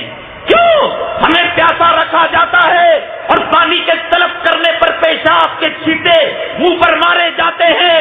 کیوں ہمیں بھوکا پیاسا رکھا جاتا ہے؟ اقبال جرم کرانے کے لیے ماں کے کپڑے اتارے جاتے ہیں، بہن کی آبرو لوٹنے کی کوشش کی جاتی ہے، اور بیوی کو مادرزاد برہنہ کرنے کی کوشش کی جاتی ہے کہ یہ بم بلاش اپنے سر لے لو، بم کی ذمہ داری اپنے اوپر لے لو، ورنہ یہ ماں کے کپڑے صحیح سالم نہیں رہیں گے، یہ بیٹی اس کی عزت لوٹی جائے گی۔ کون بیٹا اپنی ماں کو بچانے، کون بھائی اپنے بہن کو بچانے؟ کیا نہیں ہو رہا ہے؟ اس داڑھی نے کیا بگاڑا؟ اس امامے نے کیا بگاڑا؟ اس مدرسے نے کیا بگاڑا؟ انسان تو انسان، اس مدرسے کی تعلیم ہے، اے لوگوں تم پیشاب کیا کرو، زمین کے سوراخوں کے اندر مت کرو۔ ارے اس دھرتی پر رہنے والی مخلوق وہ مسلمان ہے کہ غیر مسلم، وہ نبی کو مانتی یا نہیں مانتی، وہ کتاب کو جلا رہی ہے یا سور کے گوشت کے خون سے آلودہ کر رہی ہے، یا فلم میں گانوں میں سبحان اللہ ماشاء اللہ کا لفظ لگا رہی ہے، اور ایک دہشت گردی کا رول دینے کے لیے ہیرو کو داڑھی لگائی جا رہی ہے اور امامہ دیا جا رہا ہے، گلے میں تعویذ ٹانگی جا رہی ہے، بیک گراؤنڈ اذان کی آواز، تلاوت کی آواز۔ کب؟ جب ایک ہیرو دہشت گردی کی اداکاری کرتا ہے، عزت لوٹتا ہے، ملک پار سرحد پار جا کر وہ ٹرین دہشت گردی کی لیتا ہے۔ کیا بگاڑا مسلمانوں نے؟ جب تھے تو تب کچھ نہیں کیا، اور جن کی قربانیوں سے یہ ملک آزاد ہوا، آج بوانگے دوہل اللہ کی قسم کھا کر اگر یہ بات جھوٹی ہو، قیامت کے دن میرا دامن پکڑ لینا، میری نیکیاں ہوں گی اور آپ کا نامہ اعمال ہوگا، آپ کے گناہ ہوں گے اور میرا نامہ اعمال ہوگا۔ میں ذمہ داری کے احساس کے ساتھ کہتا ہوں کہ خداوند قدوس کی عزت و جلالت کی قسم، ہم یتیمانہ زندگی، لاوارث زندگی، کرائے کی زندگی ہم نہیں گزار رہے ہیں۔ شیخ الہند نہ ہوتا یہ ملک آزاد نہ ہوتا، مالٹا کی جیل نہ ہوتی یہ ملک آزاد نہ ہوتا، شیخ الاسلام نہ ہوتا، ریشمی رومال کی تحریک نہ ہوتی، انار کا درخت نہ ہوتا، رشید احمد گنگوہی نہ ہوتا، امداد اللہ مہاجر مکی نہ ہوتا، یہ ملک آزاد نہ ہوتا۔ اس ملک سے ہم نے محبت کی، اس ملک سے ہم نے وفاداری کی، اس ملک کے لیے ہم نے بیویوں کو بیوہ بنایا، اس ملک کے لیے اپنے بچوں کو یتیم بنایا، جن کی قربانیوں سے اور جن کے لہو سے اور جن کی شہادت سے ملک آزاد ہوا۔ آج کمینوں، حرامیوں، گھوٹالہ کرنے والوں، نقلی دوا بنانے والوں اور یتیموں کا مال کھانے والوں، بیواؤں کی پنشن کھانے والوں، کتے کا بسکٹ کھانے والوں، جانوروں کا چارہ کھانے والوں، زمین کی مٹی اور قبرستانوں کا سودا کرنے والوں، تمہیں یہ مولوی دہشت گرد نظر آ رہا ہے۔ یہ مولوی نہ ہوتا یہ ملک کبھی آزاد نہ ہوتا۔ مولویوں کی برکت ہے، ان کی قربانیاں ہیں، اور آج یہ کھٹک رہے ہیں تمہاری نگاہوں کے اندر، تمہاری نگاہوں کے اندر کھٹک رہے۔ کیا بگاڑا ان مولویوں نے؟ اس ملک کے اندر جب پتی پتنی ہندو دھرم کے مطابق مر جاتا خامن تو کیا بیوی ستی کے طور پر لاش سے باندھ کر اس کو آگ نہیں لگایا جاتا تھا؟ وہ کون تھے جنہوں نے عورتوں کو ان کے حقوق دیے، بیواؤں کو ان کے حقوق دیے، یتیموں کو ان کے حقوق دیے، مسکینوں کو ان کے حقوق دیے؟ شودر اور برہمن ایک دوسرے کے دشمن نہیں تھے کہ وہ اس کی مندر میں نہیں جا سکتا تھا، وہ اس کے عبادت خانے میں نہیں جا سکتا تھا، وہ ان کے مذہبی کتاب کے اسکول اور ان کی آیتیں اس کے کان میں اگر پڑ جاتی تو سیس پگھلا کر نہیں ڈالا جاتا تھا۔ وہ کون تھا جس نے جمہوریت کا درس دیا، مساوات کا سبق دیا؟ یا ایھا الناس انا خلقناکم من ذکر و انثی وجعلناکم شعوبا وقبائل لتعارفوا۔ اے لوگو تم تمام کے تمام ایک مرد اور ایک عورت سے پیدا کیے گئے ہو، یہ رنگ، یہ نسل، یہ خاندان، یہ قبیلے آپسی پہچان کے لیے ہیں۔ لا فضل لعربی علی عجمی ولا لعجمی علی عربی ولا اسود علی ابیض ولا ابیض علی اسود کلکم سواء کلکم بنی آدم وآدم من تراب۔ عربی کو عجمی پر فضیلت نہیں، عجمی کو عربی پر فضیلت نہیں، گورے کو کالے پر نہیں، کالے کو گورے پر نہیں، تم تمام کے تمام برابر ہو اور بنو آدم ہو، اور آدم مٹی سے پیدا کیے گئے۔ یہ کس نے سبق دیا؟ یہ کس نے سبق دیا؟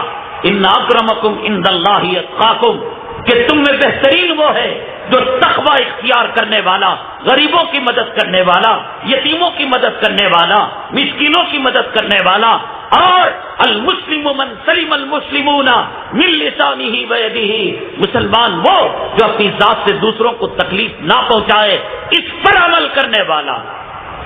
یہ دھرم نے سکھایا، یہ قرآن نے سکھایا، یہ حدیث نے سکھایا، یہ نبی نے سکھایا، یہ دارالعلوم سکھاتا ہے، یہ مظاہر سکھاتا ہے، یہ مدارس سکھاتے ہیں، یہ مکاتب سکھاتے ہیں۔ کیا بگاڑا بتائیے تو صحیح۔ اس جرم کے اندر ہمیں دہشت گرد، کسی کتے نے کہہ دیا مان لی بات آپ نے، کسی سور نے چیخ دیا مان لی بات آپ نے، بلا دیا ہماری قربانیوں کو، بلا دیا ریشمی رومال کی تحریک کو، بلا دیا انار کے درخت کو۔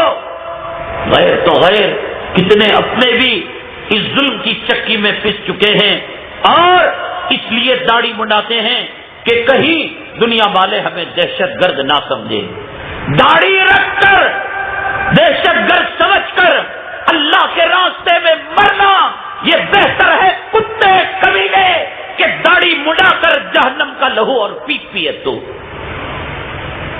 اس زندگی پر لعنت، اے طاہر لاہوتی، اس رزق سے موت اچھی جس رزق میں آتی ہو پرواز میں کوتاہی۔ تف ہے داڑھی بڑھے، جینس پینٹ پہننے والے، کان میں بالی ڈالنے والے، ہاتھ میں بگڑی پہننے والے، ٹائٹ پینٹ ایسی آدھا پیشاب اندر آدھا پیشاب باہر کرنے والے، تف ہے، لعنت ہے۔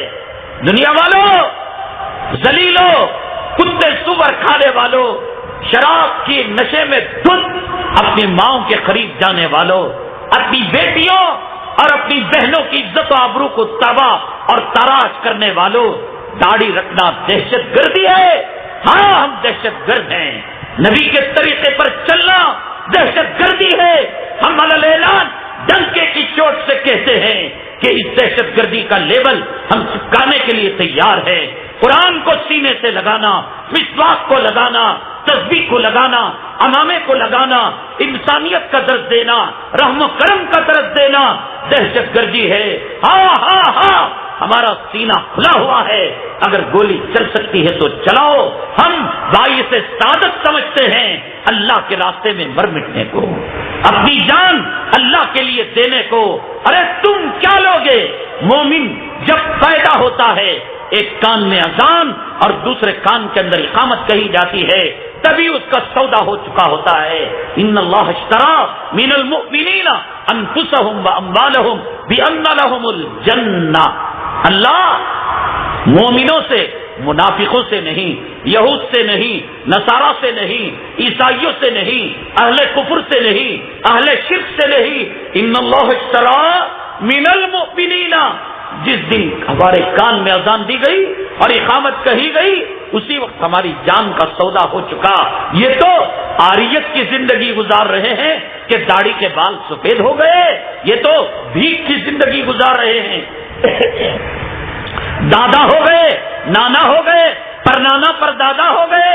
شاید ہماری زندگی میں کوئی قصور تھا، کوئی کمی تھی، کوئی کوتاہی تھی، اس لیے کہ شریعت کا مسئلہ یہ ہے کہ عیب دار جانور کی قربانی نہیں ہوتی، سینگ ٹوٹے جانور کی، کانے اندھے جانور کی، لنگڑے لولے کمزور جانور کی۔ اے اللہ، شاید ہم میں کوئی کمزوری رہی ہوگی کہ اب تک ہماری جان کا نذرانہ تو نے قبول نہیں کیا۔ ہم تو باعث سعادت سمجھتے ہیں، ہم ٹیپو سلطان شہید کو عزت کی نگاہ سے دیکھتے ہیں، سلطان صلاح الدین ایوبی کو، ہم محمود غزنوی کو، ہم محمد بن قاسم کو، ہم خالد ابن ولید کو، حضرت امیر معاویہ کو، ہم شہدائے بدر کو، ہم شہدائے احد کو۔ حضرات، ہم ڈرنے والے نہیں ہیں، ہم بزدل نہیں ہیں، ہم قرآن کا جواب، فلموں کا جواب، گانوں کا جواب، مسجد کو مسمار کرنے کا جواب ہم دے سکتے ہیں۔ ہماری مائیں بانج نہیں، آج بھی ان کی کوکھ سے ماد اور موفد جنم لے سکتا ہے۔ ہمارے نوجوان ہجڑے نہیں، ان میں خالد ابن ولید، سلطان صلاح الدین ایوبی، محمود غزنوی اور محمد بن قاسم ایسے ٹیپو سلطان شہید کے جوہر نوجوان آج بھی امت کے اندر موجود ہیں۔ ہمارے بوڑھے ہجڑے نہیں، حضرت ابو ایوب انصاری ایسی خصلت کے بزرگان دین ہمارے بوڑھوں کے اندر موجود ہیں. ہماری عورتیں قولا خنسا کی صفت والی موجود ہیں، لیکن مذہب اسلام کی تعلیم ہے کیا ہے؟ امن اور شانتی. گالی کا جواب گالی سے نہیں، برائی کا جواب برائی سے نہیں، مسجد کو ڈھانے کا جواب مندر کو ڈھانے سے نہیں، قرآن کو جلانے کا جواب بائبل کو جلانے سے نہیں، مظفر نگر کا جواب بنارس اور کاشی مترا سے نہیں. یہ ہمارا دھرم، یہ ہمارا مذہب، یہ ہمارا اللہ کا قرآن، یہ ہماری نبی کی سیرت، کیریکٹر ہمیں کہتا ہے وَلَا تَسُبُّوا الَّذِينَ يَدْعُونَ مِن دُونِ اللَّهِ فَيَسُبُّوا اللَّهَ عَدْوًا بِغَيْرِ عِلْمٍ. اگر وہ اللہ کو گالی دیں، اگر وہ نبی کا کارٹون بنائیں، اگر وہ قرآن کی توہین کریں، تم بدلے میں خود اللہ ان کے بھگوانوں کو گالی نہ دو، ان کے مذہبی کتابوں کی توہین نہ کرو. اس لیے نہیں کہ ہمیں جڑے ہو گئے، اس لیے کہ ہمارا دھرم اخلاق کی تعلیم دیتا ہے، انسانیت کی تعلیم دیتا ہے. تعلیم الاسلام جو بنیادی کتاب ہے، مبتدی بچوں کو پڑھائی جاتی ہے، اس کے اندر لکھا ہوا ہے کہ رام اپنے زمانے کے ہادی ہو سکتے ہیں، لکشمن اور گوتم بدھ اپنے زمانے کے ہادی ہو سکتے ہیں. وَلِكُلِّ قَوْمٍ ہاد. اس کے ذیل کے اندر مفتی کفایت اللہ صاحب رحمۃ اللہ علیہ نے لکھا ہے ہم نے رام کو سمان دیا، ہم نے لکشمن کو عزت دی، ہم نے گوتم بدھ کے بارے میں کتابیں لکھی.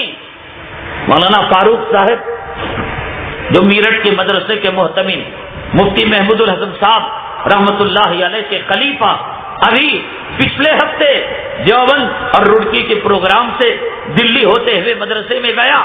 مفتی صاحب تو عمر کے سفر میں تھے، ان کے بہنوی صاحب نے کتاب چا دیا گوتم بدھ کے نام سے، جس کو مفتی فاروق صاحب نے لکھا ہے، اور اس میں انہوں نے ثابت کیا ہے کہ گوتم بدھ اپنے زمانے کے ہادی تھے اور موحد تھے، بت پرستی ان کے ہم تو حسن ظن رکھتے ہیں. اور تم ہمارے بزرگان دین کو گالیاں دیتے ہو، مدارس کو گالیاں دیتے ہو. بگاڑا کیا؟ ہم تو لٹا ہوا قافلہ ہے ہمارا. 1947 سے لے کر مظفر نگر کے فساد تک 48,000 فسادات مسلمانوں نے جھیلے. 48,000 48,000 فسادات. کتنی ماؤں کی عزتیں لوٹی، کتنے بیٹوں کے جنازے نکلے، کتنوں کی زندگی جیلوں کے حوالے ہوئی. اور پھر داڑھی والے پر الزام، مدرسے والے پر الزام. مسلمانوں کیوں یہ صورتحال ہے؟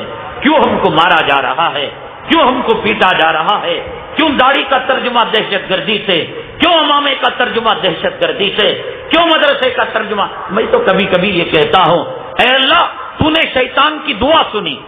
شیطان کو جب اللہ تعالیٰ نے دربار سے نکالا،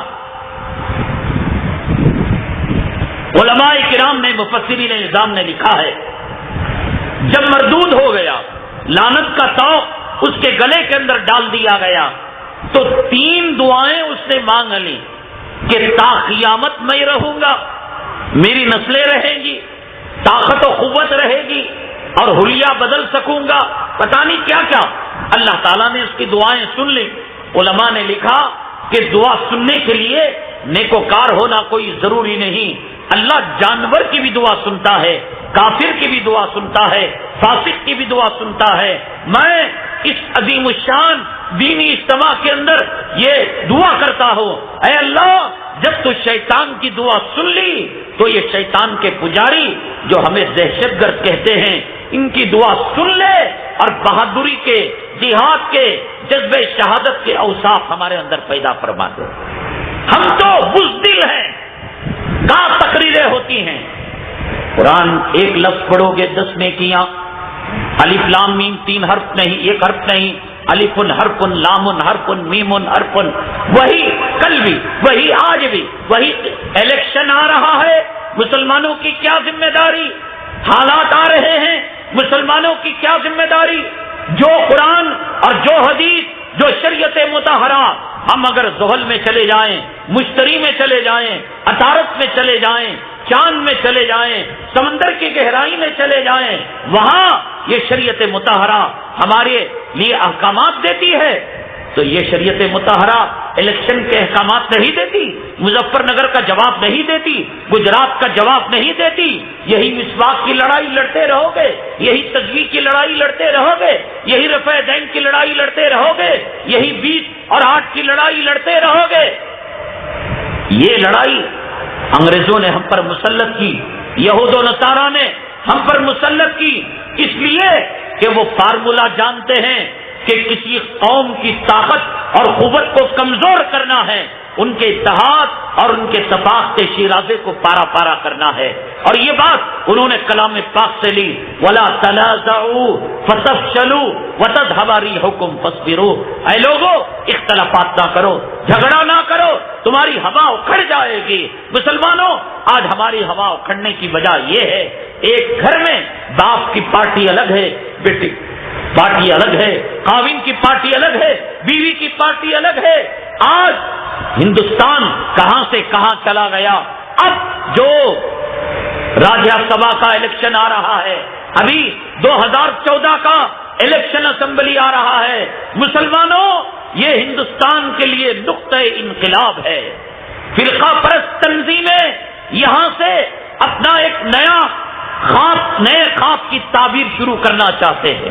وہ انہوں نے جو اسپین کا دورہ کیا، وہ انہوں نے جو خواب دیکھا تھا بابری مسجد کے شہادت کے موقع پر، انہوں نے جو خواب دیکھا تھا گجرات کے فساد کے موقع پر، مظفر نگر کے فساد کے موقع پر، جمشید پور اور ٹاٹا نگر کے فساد کے موقع پر، حکومت کی باغ ڈور ان کے ہاتھ میں نہ ہوئی تھی. مسلمانوں یہ الیکشن عام الیکشن نہیں، بہت سوچ کر سمجھ کر اللہ سے مانگ کر استخارہ کر کر دعائیں کر کر علماء سے مشورہ کر کر اپنے گاؤں کی ایک ٹیم بنا کر مجلس مشاورت بنا کر علماء کو نگران بنا کر ان کے مشورے سے کام کرو. جہاں روپیہ ملا، جہاں پیسہ ملا، وہاں ضمیر کا سودا کیا، ایمان کا سودا کیا. خداوند قدوس کی عزت اور جلالت کی قسم یہ ملک کا نقشہ اگلا الیکشن بدل کر رکھ دے گا. دعا کرو اللہم لا تسلط علینا بذنوبنا من لا یرحمنا. اس کو صبح میں شام میں 100 مرتبہ دعا کرو. استخارے کی نماز پڑھو. کون رہبر کے بھیس کے اندر رہزن ہے؟ نہ ہندو دیکھو، نہ مسلم دیکھو، نہ دھرم دیکھو، نہ ذات دیکھو، نہ مسلک دیکھو. دیکھو سماج کے لیے، سوسائٹی کے لیے، مسلمانوں کے لیے، قوم و ملت کے لیے کون کم نقصان پہنچانے والا اور زیادہ نفع پہنچانے والا ہے. مسلمانوں غفلت نہ برتو. ایک ایک ووٹ ہتھیار ہے، ایک ایک ووٹ. آپ انتقام لے سکتے ہیں فرقہ پرستوں سے، انتقام لے سکتے ہیں بابری مسجد شہید کرنے والے قاتلوں سے. آپ کے ہاتھ میں ہتھیار ہے، اس ہتھیار کا استعمال کرو. کچھ داڑھی والے، کچھ علماء، کچھ نیکوکار، ارے بھی ہم تو اس جھنجٹ میں نہیں جاتے، کون جیتے کون ہارے نہیں. آقا نے کہا انصر الظالم والمظلوم، ظالم کی مدد کرو اور مظلوم کی مدد کرو. کہا گیا مظلوم کی مدد معلوم ہے، ظالم کی مدد کیسے؟ کہا کہ اس کے ظلم کو روک کر الیکشن انتخابات کے اندر اگر کوئی ظالم، اگر کوئی حرامی، اگر کوئی زانی، اگر کوئی قوم کا لٹیرا، اگر کوئی مسجد کا دشمن، اگر کوئی قرآن کا دشمن، اگر کوئی علماء کا دشمن، اگر کوئی جمہوریت کا دشمن، اگر کوئی سیکولرزم کا دشمن اپنے دبدبے کی بلبوتے پر، اپنے طاقت و قوت کے بلبوتے پر آنا چاہتا ہے، ہمارے پاس ووٹ کا ہتھیار ہے. ایک ووٹ اس کسی کو جہنم رسید کر سکتا ہے، ایک ووٹ کسی کو کرسی پر بٹھا سکتا ہے. مسلمانوں نماز روزے کے احکامات جاننا، جس طریقے سے مسلمانوں کی ذمہ داری الیکشن کے احکامات جاننا، انتخابات کے احکامات جاننا، ووٹ کی. آپ کہیں گے مولانا یہ کیا لے کر بیٹھ گئے الیکشن؟ میں پارٹی بازی کی بات کروں وہ سیاست کی بات ہوگی. آنے والے حالات بڑے نازک ترین حالات ہیں. صدقہ کریں، خیرات کریں، اللہ سے استخارہ کریں اور دعائیں کریں. لا تسلط علینا بذنوبنا من لا یرحمنا. ہر ایک اپنے ووٹ کا استعمال کرے. کہیں ایسا نہ ہو کہ باطل طاقتیں، فرقہ پرست طاقتیں پھر اس ملک کی تخت پر براجمان ہو جائیں، پھر خون کے آنسو رونے سے آیا جو گزرا وقت ہے دوبارہ نہیں آ سکتا۔ بہرحال مسلمانوں، اللہ تبارک تعالیٰ نے خیر امت بنا کر یہ حالات جو ہم پر بیت رہے ہیں وہ اس لیے نہیں کہ خیر امت، وہ اس لیے کہ ہمارے اعمال صحیح نہیں۔ آج مسلمانوں کی زندگی کیسی ہے؟ چہرے دیکھو پتہ لگتا ہے یہ مسلمان کا چہرہ غیر کا چہرہ۔ سوالات پیغمبروں کی سنت اور نبی کے نورانی چہرے کو کیا آج کا نوجوان صبح نہار پیٹ نکال کر پیشاب کی نالی میں نہیں ڈال رہا ہے، پاخانے کی نالی میں نہیں ڈال رہا ہے؟ میری آواز جہاں تک جا رہی ہے، جو مجمع میں بیٹھے ہیں، مجمع کے باہر ہیں، حتیٰ کہ جو لوگ استنجا قضائے حاجت میں مشغول ہیں، آواز جا رہی ہے تو میرے سوال کا جواب دو۔ ہجروں کی صورت بنانے والوں، مخنث کی صورت بنانے والوں، نبی کے چہرے کے نور کو پیشاب کی نالی میں ڈالنے والوں، پاخانے کی نالی میں ڈالنے والوں، مجھے آج جواب دو، میرے نبی کے چہرے میں کیا عیب تھا کہ تم نے نبی کے چہرے کو تھوک دیا اور داڑھی مڑے چہرے کو پسند کر لیا؟ اللہ کی رحمتیں آئیں گی، اللہ کی برکتیں آئیں گی، اللہ کی مدد آئے گی ان ہجڑوں پر جو نبی کے چہرے کے دشمن، نبی کے کلچر کے دشمن، نبی کی تہذیب کے دشمن، نبی کے اخلاق اور عادات کے دشمن، نماز نہیں، روزہ نہیں، داڑھی نہیں، سود کا کاروبار، حرام کا کاروبار، تصویر کشی، گھروں میں ٹی وی، قرآن پاک کی تلاوت نہیں، ذکر نہیں، اذکار نہیں، درود نہیں، صبح میں آواز ٹی وی کی، دوپہر میں آواز گانوں کی، شام میں آواز ڈراموں کی، کہاں اللہ کی مدد آئے گی؟ کہاں اللہ کی مدد آئے گی مسلمانوں؟ نماز جیسا اہم ترین فریضہ آج 1:30 بجے تک، 2 بجے تک، 2:30 بجے تک اصلاح معاشرہ کا علماء سے بیان سننا، اور آج ہی کی رات فجر کی نماز کا قتل کر دینا، مسجد میں سونا لیکن نماز نہیں پڑھنا اس لیے کہ رات کے 2 بج چکے تھے، 2:30 بج چکے تھے۔ اللہ کی مدد آئے گی، اللہ کی نصرت آئے گی، اللہ کی مدد۔ بھائی ایک آدمی کی ایک خواہش ہوگی، تمنا ہوگی، ہزاروں آدمیوں کی خواہش ایک آدمی پورا نہیں کر سکتا۔ جو عنوان اللہ تعالیٰ چلائے گا، اصلاح معاشرہ ایک ایسا سمندر ہے کہ جہاں اسے ہاتھ مارا جائے، کہیں ہیرے، کہیں جواہرات، کہیں بیل مچھلی، کہیں فلاں مچھلی ملتی چلی جائے گی۔ تو شرک و بدعت کانفرنس رکھیے گا اور قسم ہم سے لے لیجئے گا طلاق معلقہ کی، مغلظہ کی، کہ الف سے لے کر یا تک ہم عنوان کی پٹری سے ہٹے، وہ تو یہ مجلس کا عنوان تو ہے ہی نہیں۔ یا یہ کہ مجھے یہ لگتا ہے کہ موجودہ حالات کے بارے میں کہنے سے کہیں دل کانپ رہا ہے اور گردے کا پسینہ چھوٹ رہا ہے، اور شرک و بدعت کا حوالہ دے کر ارے مولانا آپ کہہ کر چلے جائیں گے، کل انٹیلیجنس والے آئیں گے، کل پولیس والے آئیں گے اور کہیں گے یہ کیا بابری مسجد کا نام لے رہا تھا، یہ کیا ٹھاکرے کا، ارے ذلیل حرامی، جب تجھے اسلام مسلمان دشمنوں سے فیس کرنا، مقابلہ کرنا، نام لینے کی ہمت نہیں، تو کل میدان کے اندر تو ابو جہل، ابو لہب بن کر ان کو بنا کر قتل کرے گا تو۔ اور کلام پاک میں جب اللہ نے ابو لہب کا نام لیا تو اس کی ذریت کا نام اصلاح معاشرہ کے جلسے میں نہیں لیا جا سکتا۔ تبت یدا ابی لہب وتب، حوصلہ بلند کرو مسلمانوں، حوصلہ بلند کرو، مردوں والی زندگی، خالد بن ولید والی زندگی، ٹیپو سلطان کی چھوڑو ہجڑوں کی زندگی کو۔ اگر تمہیں مجاہدانہ شان کی زندگی نہیں گزارنا ہے، قرآن اجڑتا رہے، مدارس اجڑتے رہے، علماء اجڑتے رہے، نوجوانوں کی زندگیاں برباد ہوتے رہے، عورتوں کی عفت اور پاک دامنی سے کھیلا جاتا رہے، مظفر نگر کی سرزمین کے اندر، مسجد کے صحن کے اندر ہماری ماؤں کے کپڑے نہیں اتارے گئے، ان کو مادرزاد برہنہ ڈیاس نہیں کرایا گیا۔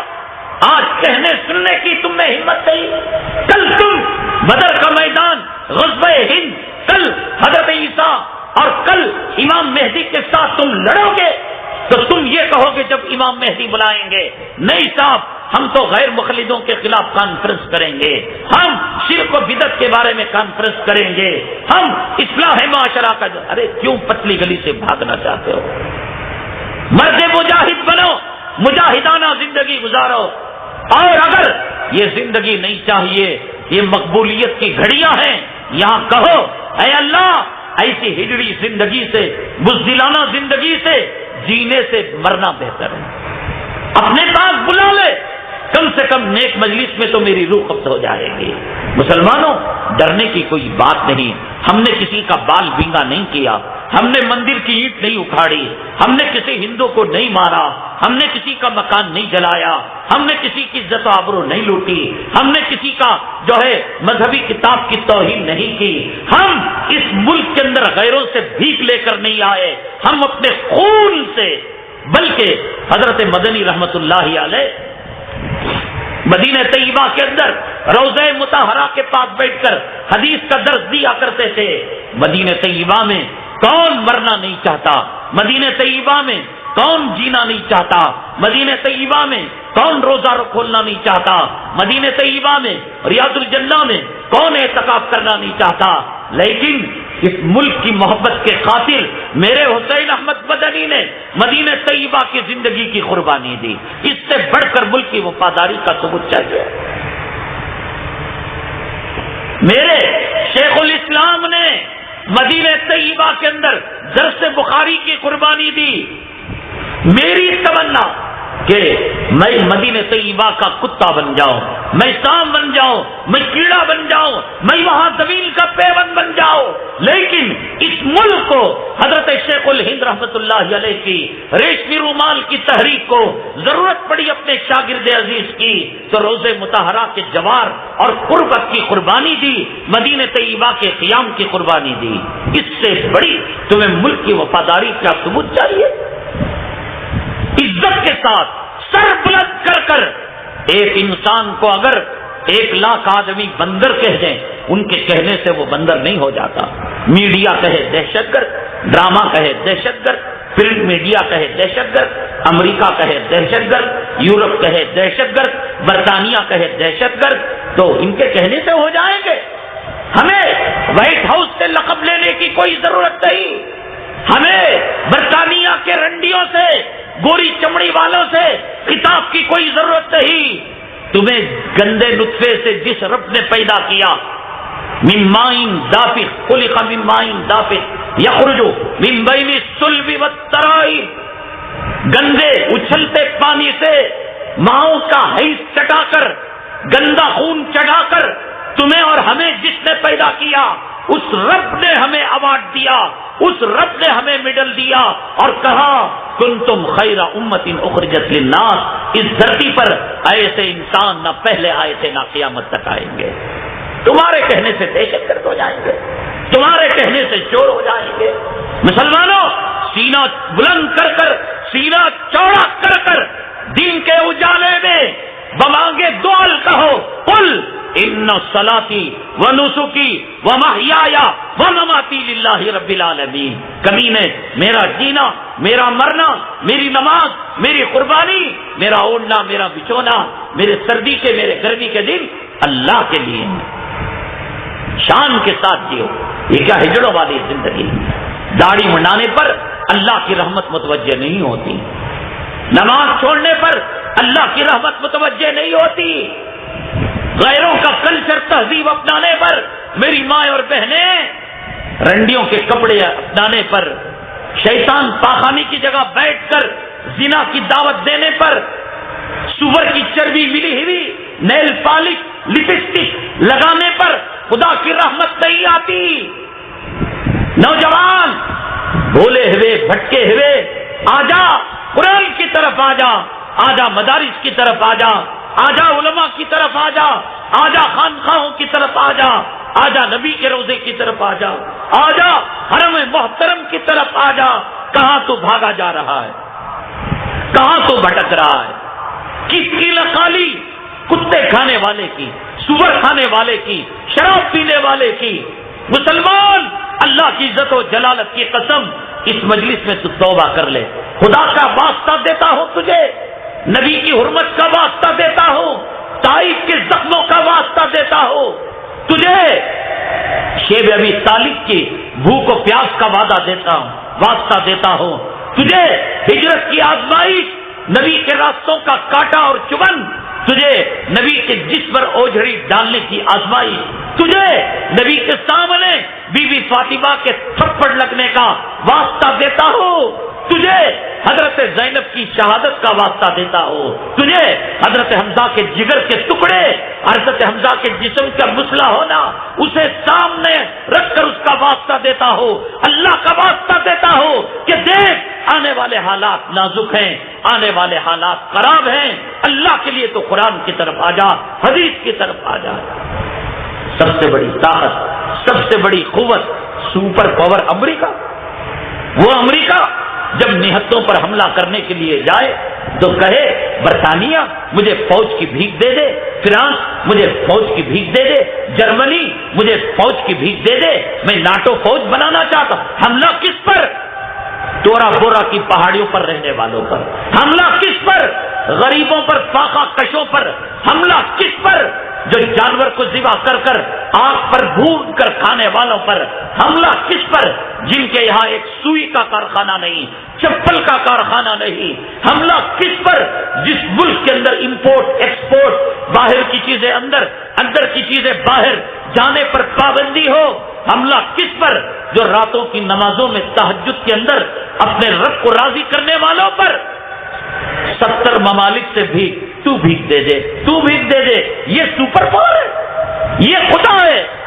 ارے سپر پاور طاقت رکھنے والے ہم ہیں کہ اللہ کا قرآن ہمارے پاس ہے, نبی کا امامہ ہمارے پاس ہے, حجر اسود ہمارے پاس ہے, زمزم ہمارے پاس ہے, مسا ہمارے پاس ہے, مطاف ہمارے پاس ہے, بخاری ہمارے پاس ہے, ترمذی ہمارے پاس ہے, اولیاء ہمارے پاس ہیں, اختاب ہمارے پاس ہے. وائٹ ہاؤس ہوگا اس کے پاس, لال قلعہ ہوگا, تاج محل ہوگا, زمین کے خزانے معدنیات ہوں گے, لیکن قرآن کا مقابلہ کر سکتے. حضرت موسیٰ علیہ السلام نے کہا اے اللہ ایک خصوصی نام مجھے دے جو اوروں کو نہ ملا ہو. اللہ نے کہا قولوا لا الہ الا اللہ, اے موسیٰ لا الہ الا اللہ کہو. موسیٰ علیہ السلام نے کہا یہ زمین والے, آسمان والے, دائیں بائیں, مشرق مغرب, شمال جنوب, ہر مخلوق کہتی ہے. اللہ تعالیٰ نے کہا موسیٰ میری عزت کی قسم, میری جلالت کی قسم, میری تمام مخلوق کو ترازو کے ایک پلڑے میں رکھ دیا جائے اور کلمہ لا الہ الا اللہ ایک پلڑے میں رکھ دیا جائے, یہی پلڑا بھاری ہو جائے گا. ہم وہ کلمہ رکھتے ہیں, تاج محل کا مقابلہ کرے گا, لال قلعہ, وائٹ ہاؤس, دنیا کی طاقتیں. مسلمانوں کیوں گھبرا رہے ہو؟ خاتم الانبیاء کے غلام ہو کر, خاتم الانبیاء کے امتی ہو کر, قرآن کے حامل ہو کر, حدیث رکھ کر, پیران پیر رکھ کر, جنید بغدادی رکھ کر, نظام الدین اولیاء رکھ کر, محدثین فقہا رکھ کر, مجاہدین شہداء رکھ کر, بدر کی تاریخ رکھ کر, احد کی تاریخ رکھ کر, حنین کی تاریخ رکھ کر, ہجرت کی تاریخ رکھ کر, بعض و معاوض کی تاریخ رکھ کر, سلطان صلاح الدین ایوبی کی تاریخ رکھ کر, محمد بن, ارے کیوں گھبرا رہے ہو؟ ولا تہنوا ولا تحزنوا وانتم الاعلون ان کنتم مؤمنین. تمہیں غمگین ہونے کی کوئی ضرورت نہیں, پس ہمت ہونے کی کوئی ضرورت نہیں. مسلمانوں ایک نئے حوصلے کے ساتھ, ایک نئی امید کے ساتھ, ایک نئی سمت کی طرف آج تم اپنا سفر جاری رکھو, اس وعدے کے ساتھ کہ مرتے مر جائیں گے, داڑھی نہیں مڈائیں گے, مرتے مر جائیں گے, نماز کو نہیں چھوڑیں گے, مرتے مر جائیں گے, نبی کا دامن نہیں چھوڑیں گے. پھر دیکھو کل سورج جو طلوع ہوگا اپنی کرنوں کے ساتھ یہ پیغام لائے گا, انا فتحنا لک فتحا مبینا. اے مسلمانوں تمہارے لیے کھلی ہوئی کامیابی ہو چکی ہے.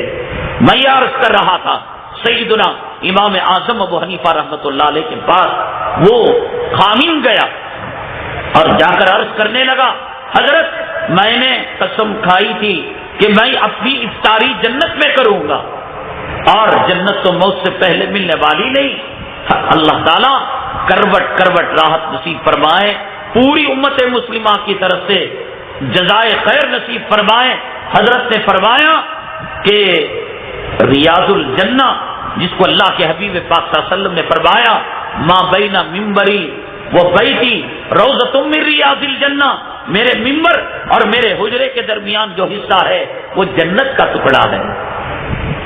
اللہ تبارک تعالیٰ نے کتنی فقاہت اور سمجھ دی تھی جب دوسرے علماء نے کہا کہ جب ان کو کہا گیا کہ ان کی بیوی تو حلال ہے، ابو حنیفہ رحمۃ اللہ علیہ پر انگلیاں اٹھانے لگے، اور سیدنا امام اعظم ابو حنیفہ رحمۃ اللہ علیہ نے بتایا کہ نہیں، حدیث کے اندر یہ بتایا گیا یہ جنت کا ٹکڑا ہے اور اس میں افطاری کرنا گویا جنت میں افطاری کرنا ہے۔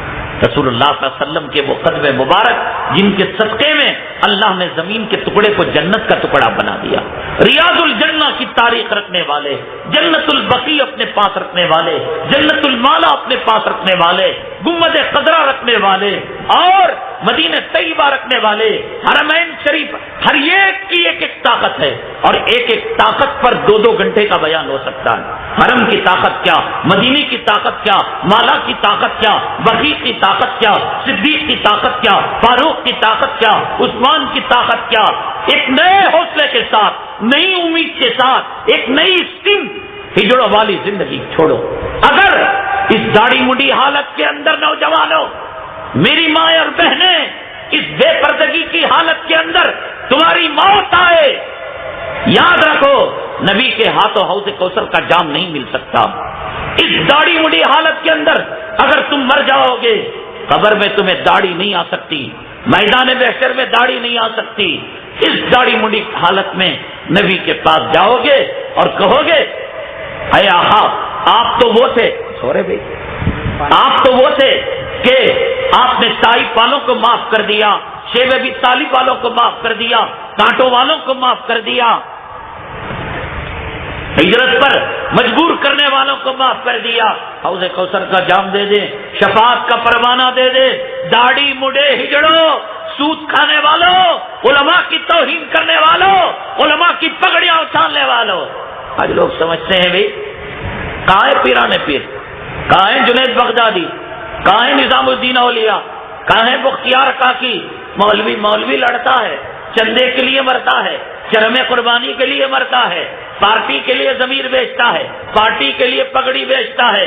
جو ہیں صرف یہی ہے، ڈھونڈنا پڑے گا، اس کے اندر کوئی آفتاب ملے گا، اس کے اندر کوئی مہتاب ملے گا۔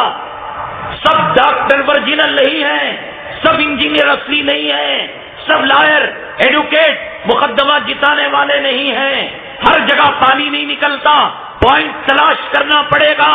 ان علماء کے جمگٹے کے اندر علماء سو بھی ہیں، علماء ربانی بھی ہیں، علماء شیطانی بھی ہیں۔ جب دنیا میں تو گھاس نہیں کھاتا، باخانہ نہیں کھاتا، پیشاب نہیں پیتا، پانی تک پہنچ ہی جاتا ہے، کپڑے تک پہنچ ہی جاتا ہے، کھانے تک پہنچ ہی جاتا ہے، علماء ربانی نظر نہیں آتے جو انما یخشی اللہ من عبادہ العلماء کا نمونہ ہو۔ تجھے اب پیران پیر کی تاریخ نہیں ملے گی، یہی پیران پیر ہیں تیرے لیے، یہی جنید بغدادی ہیں تیرے لیے، یہی قاسم نانوتوی کے وارث ہیں تیرے لیے، یہی رشید احمد گنگوہی کے وارث ہیں تیرے لیے۔ اب کوئی مزید رشید احمد گنگوہی آنے والا نہیں، علامہ انور شاہ کشمیری آنے والا نہیں، قاسم نانوتوی آنے والا نہیں۔ ان کے سایوں میں زندگی گزار لے، اس حالت کے ساتھ داڑھی منڈی کیفیت کے ساتھ نبی کے پاس جائے گا۔ کلام پاک کا 19واں پارہ سورہ فرقان، اللہ فرماتے ہیں وقال الرسول یا ربی ان قوم اتخذوا هذا القرآن مہجورا۔ آج یہ شفاعت اور حوض کوثر کے پانی کی بھیک مانگنے آئے، میرے جانے کے بعد اپنے چہروں کو صحیح نہ رکھا، میرے جانے کے بعد یہ عورت شرم و حجاب کا کپڑا اپنے جسم پر ڈالنا معیوب سمجھتی تھی۔ حدیث کے الفاظ ہیں سوقا لکم سوقا لکم، داڑھی مڈو کب تک تمہاری خیر بنے گی؟ تمہارے چہروں سے نفرت، کتوں کے چہرے پیارے اس لیے کہ کتوں کو اللہ نے ایسا ہی چہرہ دیا، سوروں کے چہرے تمہارے چہروں سے پیارے اس لیے کہ اللہ نے ان کا چہرہ ایسے ہی بنایا، گیدڑوں لومڑیوں کے چہرے پیارے اس لیے کہ اللہ نے ان کی خلقت ایسے ہی کی، وہ شیونگ نہیں کرتے، وہ سنت نہیں نکالتے۔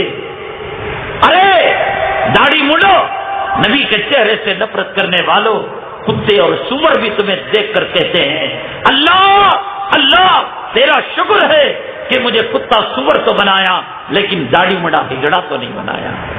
میری ماں اور بہنیں، تم بے پردگی کے ساتھ جاتی ہو تو جانور درندے حیوان بھی تم سے پناہ مانگتے ہیں۔ اس لیے توبہ کی رات ہے میرے بھائی، ایک نئی سمت، نئی منزل کی طرف ایک نئے عزم اور نئے حوصلے کے ساتھ اپنی زندگی کا نیا سفر شروع کر، پھر دیکھ وَرَأَيْتَ النَّاسَ يَدْخُلُونَ فِي دِينِ اللَّهِ أَفْوَاجًا کہ لوگ اسلام کے اندر جوق در جوق داخل ہوں گے۔